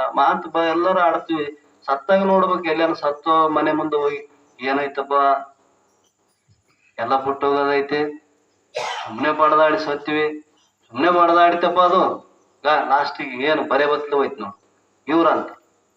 ನೀವೇನ್ ಮಾಡೋರು ಮನೆಗೆ ಹೋಗಿ, ನೀವ್ ಅದನ್ನೇ ಮಾಡೋರು. ಇಲ್ಲಿ ಅಷ್ಟೇ ಬಂದದ ವೈರಾಗ್ಯ. ಅದು ಅಲ್ಲಿ ಮನೆಗೆ ಹೋಗೋದ್ರೆ ಕಿತ್ಕೊಂಡು ಹೋಗಿರ್ತದ. ಯಾರ ಕುಂತಾಗ ಜಗ್ಗಿ ಮಂದಿ ಹೇಳ್ತದ ಸ್ಮಶಾನ ವೈರಾಗ್ಯ ಬಾಳ ಹೇಳ್ತದ್ರಂತ. ದೊಡ್ಡ ಮನುಷ್ಯ, ಹಿರಿಯ ಮನುಷ್ಯ ಇದಾನಪ್ಪ, ತಿಳಿದಂತ ಇದ್ದಾನೆ, ಹೇಳ್ತಾನ ಬಾಳ ಹೇಳ್ತದಂತ. ಏನೈತ್ ನೋಡುಗ, ಬರೇ ಬತ್ಲೆ ಬಂದದ, ಬರೇ ಬತ್ಲೆ ಹೊಂಟದ ನೋಡಪ್ಪ, ಏನೈತ್ ಜೀವನದಾಗ ಅಂತಂದ್ ಹಿಂಗೆ ಹೇಳಿಕೆ ಅಂತ ಹೊಂಟಿದ್ರು. ಟೈಮ್ ಆಯ್ತು, ಎತ್ತರಪ್ಪ ಎಣ ಅಂತಂದ್ ಎಣ ಹಾಕ್ತಿದ್ರು. ಹೋಗ್ಬೇಕಾರ ಮತ್ತೆ ಸ್ಮಶಾನಕ್ಕೆ. ದಾರ್ಯಾಗ ಏನ್ ಇಷ್ಟೊತ್ತು ಪುರಾಣ ಹೇಳಿದ್ದಲ್ಲ ಇತ್ತು ದೊಡ್ಡದ, ಆತ ಮುಂದೆ ಹೊಂಟಿದ್ದ. ಮನುಷ್ಯ ದಾಟಕಲ್ಕ ಅವ ಕಾಲ ಮೇಲೆ ಚಪ್ಪಲಿ ಮೇಲೆ ಕಾಲಿಟ್ಟ. ಕಾಲು ಚಪ್ಪಲಿ ಇಡೋಣ, ಚಪ್ಪಲಿ ಊಟ ಅರ್ಧೋಯ್ತು. ಅವಾಗ ಅವನ್ ಇಷ್ಟೊತ್ತಿ ಹೇಳಿದ್ದವ, ಏನೈತಿ ಜೀವನದಾಗ ಎಲ್ಲ ಸುಳ್ಳು ಎಲ್ಲ ಬಿಟ್ಟು ಹೋಗೋದೈತ. ಅವನದ್ರಾಗ ಒಬ್ಬನ ಚಪ್ಪಲಿ ಇಟ್ಟು ಕಾಲಿಟ್ಟ, ಊಟ ಅರ್ಧೋಯ್ತು. ಅವಾಗ ಸಿಟ್ಟಿಗೆ ಅಂತ ಬುದ್ಧಿ ಎಲ್ಲಿಟ್ಟಿದ್ದೆ, ಅರ್ವೈತಿಲ್ಲ ನಿನಗೆ? ಚಪ್ಪಲಿ ಊಟ ಅರಿ ಹೊಟ್ಟೆಲ್ಲೋ ಎಲ್ಲಿ ತರಬೇಕಂದ ನೀ ಮತ್ ಇಷ್ಟದನ ಏನು ಎಲ್ಲ ಸುಳ್ಳು ಅಂದಿ, ಮತ್ ಈಗ ಚಪ್ಲಿಗೆ ಬಂದೆ. ನಮಗ ಅಷ್ಟು ವೈರಾಗ್ಯ ಅಲ್ಲಿ ಬರ್ತದ, ಹೋಗದ್ರ ಕಿತ್ಕೊಂಡು ಹೋಗಿರ್ತದ. ಸ್ಮಶಾನ ವೈರಾಗ್ಯ ಇದು ಕೆಲ್ಸಕ್ಕೆ ಕೊಡಂಗಿಲ್ಲ. ಇನ್ನೊಂದು ಪ್ರಸೂತಿ ವೈರಾಗ್ಯ ಹೆಣ್ಮಕ್ಳಿಗೆ ಆಗ್ತದ. ಮಕ್ಕಳು ಗರ್ಭಾವಸ್ಥೆ ನಿಂತಾಗ ಅವ್ರಿಗೆ ಆಗುವಂತ ನೋವು ಅವ್ರು ಅನುಭವಿಸಿದವ್ರಿಗೆ ಗೊತ್ತಾಗ್ತದ. ಅವ್ರ ಅಂತಾರ ಇನ್ನೊಂದ್ಸಲ ಮಕ್ಕಳೇ ಬೇಡಪ್ಪ ಅಂತ, ಅವ್ರಿಗೆ ಅಷ್ಟು ತ್ರಾಸ ಆಗಿರ್ತದ. ಆದ್ರೆ ಎಷ್ಟೊತ್ತಿರ್ತದ, ಮತ್ತೆ ಸ್ವಲ್ಪ ಸಮಯ ಮರ್ತೋಗ್ಬಿಡ್ತಾವ. ಇನ್ನೊಂದು ಪುರಾಣ ವೈರಾಗ್ಯ ಅಂದ್ರೆ ಹೆಂಗ, ಎಲ್ಲಾರು ಬಂದು ಕುಂತಿರ್ತೀವಿ ಕೇಳಕ, ಬಹಳ ಚಲೋ ಅನಿಸ್ತದ. ಅದ್ರಂಗ ಊರಾಗ ಯಾರನ್ನ ಒಬ್ಬರನ್ನ ಕರ್ಕೊಂಬಂದ್, ನಮ್ಮಂತವ್ರನ್ನ ಕರ್ಕೊಂಬಂದ್ ಪುರಾಣ ಹೇಳಪ್ಪ, ಇಷ್ಟ ಶಾಸ್ತ್ರ ಹೇಳ ಅಂತ ಕರ್ಕೊಂಬಂದ್ ಕುಂದ್ರಿಸಿದ. ಮಂದಿ ದಿವ್ಸ ಇಟ್ಟು ಬೆಳಕಾಂತ ಹೊಂಟಿತ್ತು. ಇವತ್ತು 10, ನಾಳೆ 20, ನಾಡ್ದ 30, ಹಿಂಗೆ 40, 50, 100 ಮಂದಿ ಆದ. ಅವ್ ಹೇಳೋನಿಗೆ ಏನಪ್ಪ, ಒಂದು ಮಂದಿ ಜಗ್ಗಿ ಆದಂಗಲ್ಲ, ಜಗ್ಗಿ ಹೇಳ್ಬೇಕಂತ ಇವನಿಗೆ ಮಂದಿ ಜಗ್ಗಿ ಹೇಳ್ಬೇಕು. ಕೇಳೋರು ಎಷ್ಟೊತ್ತು ಕೇಳ್ತಾರ ಅನ್ಕೊಂಡ್ ಟೈಮ್ ಇರ್ತದ, ಇಷ್ಟು ಸಮಯ ಅಂತ ಕುದುರ್ತಾರ ಅವ್ರು. ಇವನು ಕೇಳ್ತಾರಂತಂದು ಹೇಳಿದ್ದೆ ಹಂಗೆ ಹೇಳ್ಕೊಂತ ಹೊಂಟ. ತಾಸ ಆಯ್ತು, 2 ತಾಸ ಆಯ್ತು, 3 ತಾಸು ಆಯ್ತು. ಮಂದಿ ಅನ್ಕೊಂಡ್ರಂತ ಇನ್ನೇನಪ್ಪ ಇವನೇನ್ ಬಿಡಂಗಿಲ್ಲ, ಶಾಸ್ತ್ರ ಅಂತ ಇವ್ ನಿಂದರ್ಸದಂಗಿಲ್ಲ, ನಾವೇ ಮೆಲ್ಲಕ್ ಒಬ್ಬೊಬ್ರು ಎದ್ದು ಹೋದ್ರ ಆಯ್ತು. ಜೊತೆ ಕುಂತವ್ರು ಒಬ್ಬೊಬ್ರು ಎದ್ದು ಹೊಂಟ್ರು. ಎಲ್ಲಿಗೆ ಹೊಟ್ಟಿದೆ? ಬರ್ತಾನೆ ಈಗ ಹೊರಗೆ ಹೋಗಿ ಬರ್ತಾನೆ ಅವನ ಕಡೆ ಸೇರಿ. ಅದ್ರಂಗ ಒಬ್ರಿಗೊಬ್ರು ಹೇಳ್ಕೊಂತ ಎಲ್ಲರೂ ಹೋದ್ರು. ಲಾಸ್ಟಿಗೆ ಒಬ್ಬನೇ ಉಳ್ಕೊಂಡ, ಅವನ್ ಮುಂದೆ ಕುಂತ್ಕೊಂಡಿದ್ದ. ಏಸು ಮಂದಿ 100 ಮಂದಿ ಕುಂತಿದ್ರು. ಒಬ್ರು ಎಷ್ಟೊತ್ತಂತ ಕುಂದ್ರು ಹೇಳಕನ್ ಕೇಳಕನ್ ಎಷ್ಟೊತ್ತು ಕುಂದಿರ್ತಾರ. ಜಳ ಆಗಿಬಿಟ್ರು. ಅವಾಗ ಅವ್ನ ಒಬ್ಬನೇ ಕುಂತಿದ್ ನೋಡಿ ಅನ್ಕೊಂಡಂತ ಎಲ್ಲರೂ ಎದ್ದು ಹೋದ್ರು. ನೀವು ಹಿಂಗೆ ಕುಂತಾನ, ಪಾಪ ಇವನಿಗೆ ಬಾಳ ಹಿಡಿಸೋದಾಗ್ಯದ ನನ್ನ ಶಾಸ್ತ್ರ ಅಂತ. ಅವಾಗ ಲಾಸ್ಟಿಗೆ 4 ಮಾತು ಹೇಳಿ ನಿಂದ್ರಿಸಿದಂತ. ತಮ್ಮ, ನೀನು ಬಹಳ ಬುದ್ಧಿವಂತ ಇದ್ದೆ, ಎಲ್ಲರೂ ಬಿಟ್ಟು ಹೋದ್ರು ನೀನ್ ಹಿಂಗೆ ಕುಂತು ಕೇಳಿಸ್ತ ಅಂದ ಮೇಲೆ ನಿನಗೆ ಬಹಳ ಹಿಡಿಸದ ನನ್ನ ಶಾಸ್ತ್ರ, ಹೆಂಗ ಅನಿಸ್ತಿ ಹೇಳ ಅಂತ. ಹೆಂಗ ಅನಿಸ್ತಿ ಹೇಳು? ಅವನು ಮುಂದೆ ಕುಂತವನಂತ, ನಿನ್ ಶಾಸ್ತ್ರ ಯಾರಿಗೆ ಬೇಕಾಗ್ಯದು? ನಿನ್ ಶಾಸ್ತ್ರಕ್ಕೆ ಇಟ್ಟು ಬೆಂಕಿ ಹಚ್ಚು, ನನ್ನ ಒದಕಂಬದ್ ನಿನ್ ಕುಂಡೆ ಬೇಕಾಜಿ ಅದಕ್ಕೆ ಕುಂತೀವಿ. ಎದಕ್ ಕುಂತೀನಿ ನಾನು? ಐಲಿನ್ ಕುಂದ್ರಬೇಕಂತ ಕುಂತೀನಿ. ನಂದು ಒದಕಂಬದ್ ನಿನ್ ಕುಂಡೆ ಹುಡ್ಕಾಜನ, ಅವ್ನು ಯಾವನ ಬುದ್ಧಿವಂತ, ಅದಕ್ ಕುಂತೀನಿ ನಾನು. ಹಂಗ ಅದು ಪುರಾಣ ವೈರಾಗಿ ಹಂಗ ಕೇಳಿದ್ವಪ್ಪ ಅಂದ್ರ ಅದು ಮನಸ್ಸಿಗೆ ಹತ್ತದೇನೋ ಅಂತಂಗ. ಅದಕ್ಕ ಯಾವ್ದು ನಾವು ನಿಷ್ಠೆಯಿಂದ ಕೇಳ್ತೀವಿ, ಯಾವುದನ್ನ ನಿಷ್ಠೆಯಿಂದ ಅದನ್ನ ಅರ್ಥ ಮಾಡಿಕೊಂತೀವಿ, ಅದರಂಗ ಜಗತ್ತಿನಲ್ಲಿ ಎಲ್ಲ ಇತಿಮಿತಿ ಆಗಿರಬೇಕು ಅಂತ ಮಹಾತ್ಮರು ಹೇಳ್ತಾರೆ. ಮಾಡು, ಪ್ರಪಂಚ ಬೇಕಾದಂಗ ಮಾಡು. ಭಗವಂತ ನಮಗ 24 ತಾಸು ಟೈಮ್ ಕೊಟ್ಟಾನ. ಏನ್ ಮಾಡಕ 24 ತಾಸು ಟೈಮ್ ಕೊಟ್ಟಾನ. 8 ತಾಸು ನಿದ್ದೆ ಮಾಡಲ್ಲ, ಆರಾಮ್ ಕಣ್ಣು ಮುಚ್ಚಿಕೊಂಡು ನಿದ್ದೆ ಮಾಡ. ನಾಳೆಗೆ ಏನ್ ಆಗಬೇಕು ಅದೇ ಆಗ್ತದ. ಭಗವಂತನ ನಿರ್ಣಯ ಏನ್ ನಡಿಬೇಕು ಅದೇ ನಡೀತದ. ನಿಶ್ಚಿಂತೆಯಾಗಿ ಊಟ ಮಾಡಿ ಕಣ್ಣು ಮಕ್ಕಳು ನಿದ್ದೆ ಮಾಡ. ಇನ್ನ 16 ತಾಸು ಉಳಿತೇಲ್ಲ ನಮಗ್ ಟೈಮ್. 16 ತಾಸಿನ 8 ತಾಸು ಮೈ ಬಿಚ್ಚಿ ಕೆಲಸ ಮಾಡು. ನಿನಗೆ ಎಷ್ಟು ಸಾಧ್ಯ ಅದ ಅಷ್ಟು ಸಾಧ್ಯ ಕೆಲಸ ಮಾಡು. ಇನ್ನ 8 ತಾಸು ಉಳಿತು. 4 ತಾಸು ಮನೆಯವ್ರ ಕುಂತು ಮನೆಯವ್ರ ಜೊತೆಗೆ, ಕುಟುಂಬದ ಜೊತೆ ಕುಂತು ಆರಾಮ್ ನಿಶ್ಚಿಂತೆಯಾಗಿ ಅವ್ರ ಜೊತೆಗೆ ಮಾತಾಡ. ಗೂಗಿದ್ದಂಗ ಇರಬೇಡ ಮನ್ಯಾಗ. ಯಾಕೆ? ಅವ್ರು ಸೇರ್ವಲ್ರಪ್ಪ ಇವ್ರು, ನೀನೇ ಗೂಗಿ ಆಗಿದ್ದು, ನಿನ್ನೆ ಯಾರು ಸೇರ್? ಆರಾಮಿರ್ ನಕ್ಕಂತ ಅಡಿಕಂತ ಅವ್ರ ಜೊತೆಗೆ 4 ತಾಸು ಕಾಲ. ಇನ್ನ 4 ತಾಸು ಉಳಿದ್ವಲ್ಲ, 2 ತಾಸು ಮಂದಿ ಸುದ್ದಿ ಮಾತಾಡು. 4 ತಾಸು 2 ತಾಸು ಮಂದಿ ಸುದ್ದಿ ಮಾತಾಡು, ಯಾರು ಬೇಡ ಅಂದ. ಇನ್ನ 2 ತಾಸು ಉಳಿದ ಅದು ಗುರುನಾಥನ್ ಕೊಡು ಅಂತ ಮಹಾತ್ಮರು ಎಲ್ಲಿ ಉಪದೇಶ ಮಾಡ್ತಾರ ಅಲ್ಲಿ ಹೋಗಿ 2 ತಾಸು ಕುಂತು ಕಾಲಹರಣ ಮಾಡು. ಇನ್ನ ಬಾಳ ಬದುಕು ಬಂಗಾರ ಆಗ್ತದಂದ್ರ ಮಹಾತ್ಮರು. ಇದಕ್ಕಾಗಿ ಜನ್ಮಕ್ಕೆ ಬಂದಿವಿ ಹೊರತು ಈ ಉಳಿದು ಮಾಡಕ್ಕಲ್ಲ. ಈ ಉಳಿದು ಎಲ್ಲಾ ಜನ್ಮದಾಗ ಮಾಡ್ಕೊಂತ ಬಂದಿವಿ. ಇಂತಹ ಶ್ರೇಷ್ಠವಾದ ಜನ್ಮಕ್ಕೆ ಬಂದಿವಪ್ಪ ಅಂತಂದ್ರೆ ಇಂಥ ಮಹಾತ್ಮರಿಗಾಗಿ ಒಂದು ಸ್ವಲ್ಪ ಸಮಯ ಮೀಸಲಿಡು. ನಿನ್ನ ಬದುಕನ್ನ ಸಾರ್ಥಕ ಪಡಿಸಿಕೊಳ್ಳುವಂತ ಮಹಾತ್ಮರು ಇಲ್ಲಿ ಅನೇಕ ರೀತಿಯಿಂದ ನಮಗೆ ಉಪದೇಶ ಮಾಡ್ತಾರ. ಇದರಂಗ ಈ ಒಂದು ಕಾರ್ಯಕ್ರಮದಲ್ಲಿ ಇಲ್ಲಿಯ ಪರ್ಯಂತರ ನೋಡ್ರಿ, ಇಲ್ಲಿಗೆ 5ನೇ ದಿವಸ 6ನೇ ದಿವಸ ನಡೆದ ಈ ಒಂದು ಕಾರ್ಯಕ್ರಮದಲ್ಲಿ ಅನೇಕ ಮಂದಿ ಭಕ್ತರು ತಮ್ಮ ಇಚ್ಛಾನುಸಾರವಾಗಿ ಪ್ರಸಾದದ ಸೇವೆಯನ್ನು ಮಾಡ್ತಾರೆ. ಸಾಕ್ಷಾತ್ ಅನ್ನಪೂರ್ಣೇಶ್ವರಿನೇ ಇಲ್ಲಿ ಕುಂತಾಳ. ಮತ್ತೆ ಇಂಥ ಮಠದಾಗ ಅನ್ನ ಇರಂಗಿಲ್ಲ. ಅಂತ ಅನ್ನಪೂರ್ಣೇಶ್ವರಿನೇ ಬಂದು ನಿಂತಾಳ ಅಂದ್ಮೇಲೆ ಆಕಿ ಯಾರಿಂದ ಹೆಂಗ್ ತರಿಸ್ಬೇಕು ಆಕಿ ಗೊತ್ತೈತಿ, ತರಿಸ್ತಾಳ. ಅಂತ ಒಂದು ಭಕ್ತಿ ಕಾರ್ಯವನ್ನು ಭಕ್ತಿಯಿಂದ ನೀವು ಎಲ್ಲರೂ ಮಾಡ್ತೀರಿ ಅಂತಂದ್ರೆ ಅದು ನಿಮ್ಮ ಒಂದು ಪೂರ್ವ ಜನ್ಮದ ಪುಣ್ಯದ ಪ್ರಭಾವ. ಅಂತ ಒಂದು ಕಾರ್ಯವನ್ನು ನಿರಂತರವಾಗಿ ಇಲ್ಲಿಯ ಪರ್ಯಂತರ ನೀವು ನಡೆಸಿಕೊಂಡು ಬಂದಿರತಕ್ಕಂತ ಅನೇಕ ಮಂದಿ ಭಕ್ತರು. ಅದರಲ್ಲಿ ಏನಪ್ಪಾ ಅಂದ್ರೆ ಇವತ್ತಿನ ದಿವಸದಲ್ಲಿ ಸುಶಾಂತ್ ಗೌಡ ಜೆ ಮಲ್ಲಾಪುರ್ ಎಂಬುವವರು ಇವತ್ತಿನ ಪ್ರಸಾದ ಸೇವೆಯನ್ನು ಮಾಡ್ಯಾರ. ಎಲ್ಲಿ ನಾವು ಎಷ್ಟು ದಾನ ಧರ್ಮ ಪುಣ್ಯದ ಕಾರ್ಯಗಳನ್ನು ಮಾಡ್ತೀವಿಪ್ಪ ಅಂತಂದ್ರೆ ಅದು ಮಂದಿಗಾಗಿ ಅಲ್ಲ, ಅದು ನಮಗ ಇರ್ತದೆ. ನಾವು ಮಾಡಿದ್ದು ನಮ್ಮಿಂದನೇ ಬರ್ತದೆ. ಈ ಜಗತ್ತಿನಾಗ ನಾವ್ ಎಲ್ಲಿ ಪರ್ಯಂತರ ಇದೀವಿ, ನಮ್ಮ ಶರೀರದಾಗ ಎಲ್ಲಿವರೆಗೆ ಪ್ರಾಣ ಐತಿ ಅಲ್ಲಿವರೆಗೆ ನೀವು ಮಾಡಿದಂತ ಉತ್ತಮ ಕಾರ್ಯ ಏನ ಇದಾವ ಅವು ನಿನ್ನ ಮುಂದಿನ ಜನ್ಮಕ್ಕೆ ಬೀಜ ರೂಪವಾಗಿ ಬರ್ತಾವ. ಅದಕ್ಕಾಗಿ ಇರೋದ್ರೊಳಗಾಗಿ ಉತ್ತಮವಾದಂತ ಕಾರ್ಯವನ್ನು ಮಾಡು. ಇದರಿಂದ ಪುಣ್ಯ ವೃದ್ಧಿ ಮಾಡಿಕೊಂಡು ಮುಂದೆ ಬಂದಾಗ ಆದ್ರೂ ಅದು ಊಟ ಮಾಡಕ್ ನಮ್ಗೆ ಬೇಕಲ್ಲ. ನಾವು ಹಿಂದ ಬಂದಿವಪ್ಪ ಅಂದ್ರ ಬರೇ ಬುತ್ತಿ ಕಾರ್ಪೊರೇಟ್ ಬುತ್ತಿ ಕಟ್ಕೊಂಡು ಹೊಲಕ್ ಹೋಗಿ ಹೋಳಿಗೆ ಆತದ. ಏನ್ ಕಟ್ಕೊಂಡು ಹೋಗಿದ್ದೆ ಅದೇ ಉಣಬೇಕು, ಅಲ್ಲಿ ಕಾರ್ಪೊರೇಟಿನ ಉಣಬೇಕು. ಅಲ್ಲಿ ಹೋಗಿ ಹೋಳಿಗೆ ಸ್ಮರಣೆ ಮಾಡಿದ್ರೆ ಹೋಳಿಗೆ ಆಗ್ತದಂತಿಲ್ಲ. ಮೊದಲೇ ನೀ ಅದನ್ನ ಮಾಡಿದಂದ್ರೆ ಕಟ್ಕೊಂಡು ಹೋಗೋದೇ ಹೋಳಿಗೆ ಕಟ್ಕೊಂಡು ಹೋದೆ ಅಂದ್ರೆ ಹೋಳಿಗೆ ಉಣಕ್ ಬರ್ತಾವ. ಅದ್ರಂಗ ನಾವು ಇಂದ ಏನು ಮಾಡೀವಿ ಇವತ್ತು ಊಟ ಮಾಡಾಕತ್ತೀವಿ. ಇವತ್ತು ಏನು ನಾವು ಮಾಡ್ತೀವಿ ಅದು ಪುಣ್ಯ ಕಾರ್ಯ, ಅದೇ ನಮಗೆ ಮುಂದೆ ಭೋಗ ರೂಪವಾಗಿ ಆಗ್ತದ.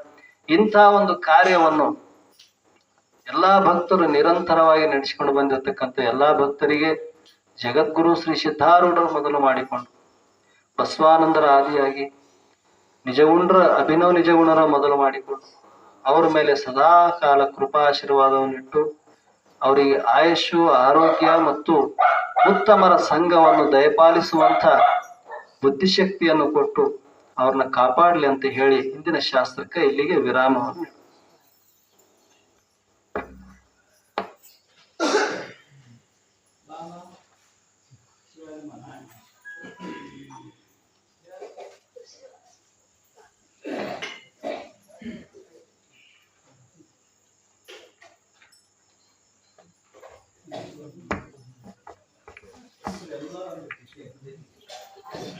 ಶಿವಾಯ ನಮಃ ಓಂ. ಶಿವಾಯ ನಮಃ ಓಂ. ಶಿವಾಯ ನಮಃ ಓಂ. ಶಿವಾಯ ನಮಃ ಓಂ. ಶಿವಾಯ ನಮಃ ಓಂ. ಶಿವಾಯ ನಮಃ ಓಂ. ಶಿವಾಯ ನಮಃ ಓಂ. ಶಿವಾಯ ನಮಃ ಓಂ. ಶಿವಾಯ ನಮಃ ಓಂ. ಶಿವಾಯ ನಮಃ ಓಂ. ಗುರುರಾಜ ಸಿದ್ಧಾರೂಢ ಸಮರ್ಥ ಬೆಳಗುವೆಯಾರತಿಯ ಗುರುವರ ಬೆಳಗುವೆಯ ರತಿಯ ಮೋಕ್ಷಾಪೇಕ್ಷೆಗೆ ತತ್ವಂ ಪದ ಅರ್ಥವ ಬೋಧಿಸಿದೆ ಗುರುವರ ಅರ್ಥವ ಬೋಧಿಸಿದೆ ಉಕ್ಷವಾನ ಶಂಕರನ ಉಚಾರವ ಮಾಡಿಸಿದೆ ಗುರುವರ ಚಾರವ ಮಾಡಿಸಿದೆ ಗುರುರಾಜ ಸಿದ್ಧಾರು ಸಮಾಜ ಬೆಳಗುವೆಯಾರತಿಯ ಗುರುವರ ಬೆಳಗುವೆಯಾರತಿಯ ಶ್ಯಾಮಧಾಮ ಶ್ರೀರಾಮ ಬಿಂದು ಶಂಕರ ನೀನಿರುವೆ ಗುರುವರ ಶಂಕರ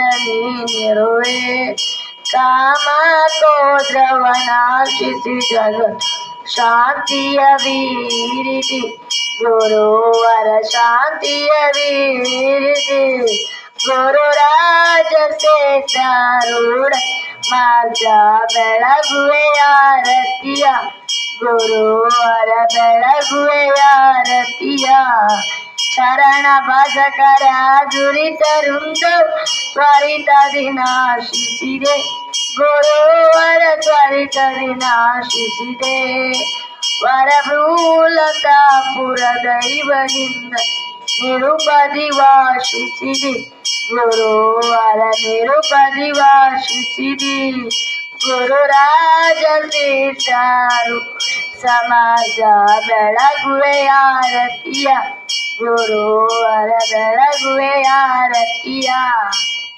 ಚೈತನ್ಯಂ ಶಾಶ್ವತಂ ಶಾಂತಂ ವ್ಯೋಮಾತೀತಂ ನಿರಂಜನಂ ನಾದಬಿಂದುಕಲಾತೀತಂ ತಸ್ಮೈ ಶ್ರೀ ಗುರವೇ ನಮಃ. ಶ್ರೀಮದ್ ಜಗದ್ಗುರು ಸಿದ್ಧಾರೂಢ ಸ್ವಾಮಿ ಮಹಾರಾಜ್ ಕಿ ಜೈ. ಶ್ರೀ ಸದ್ಗುರು ಗುರುನಾಥಾರೂಢ ಸ್ವಾಮಿ ಮಹಾರಾಜ್ ಕಿ. ಶ್ರೀ ಸದ್ಗುರು ಶಿವಪುತ್ರ ಸ್ವಾಮಿ ಮಹಾರಾಜ್ ಕಿ. ಶ್ರೀ ಸದ್ಗುರು ಬಸವಾನಂದ ಸ್ವಾಮಿ ಮಹಾರಾಜ್ ಕಿ. ಶ್ರೀ ಸದ್ಗುರು ಅಭಿನವ್ ನಿಜಗುಣ ಮಹಾರಾಜ್ ಕಿ. ಜೈ ಮಂಗಲಂ. ಜೈ ನಮಃ ಪಾರ್ವತಿ ಪತಿ ಶಿವ ಹರ ಹರ ಮಹಾದೇವ.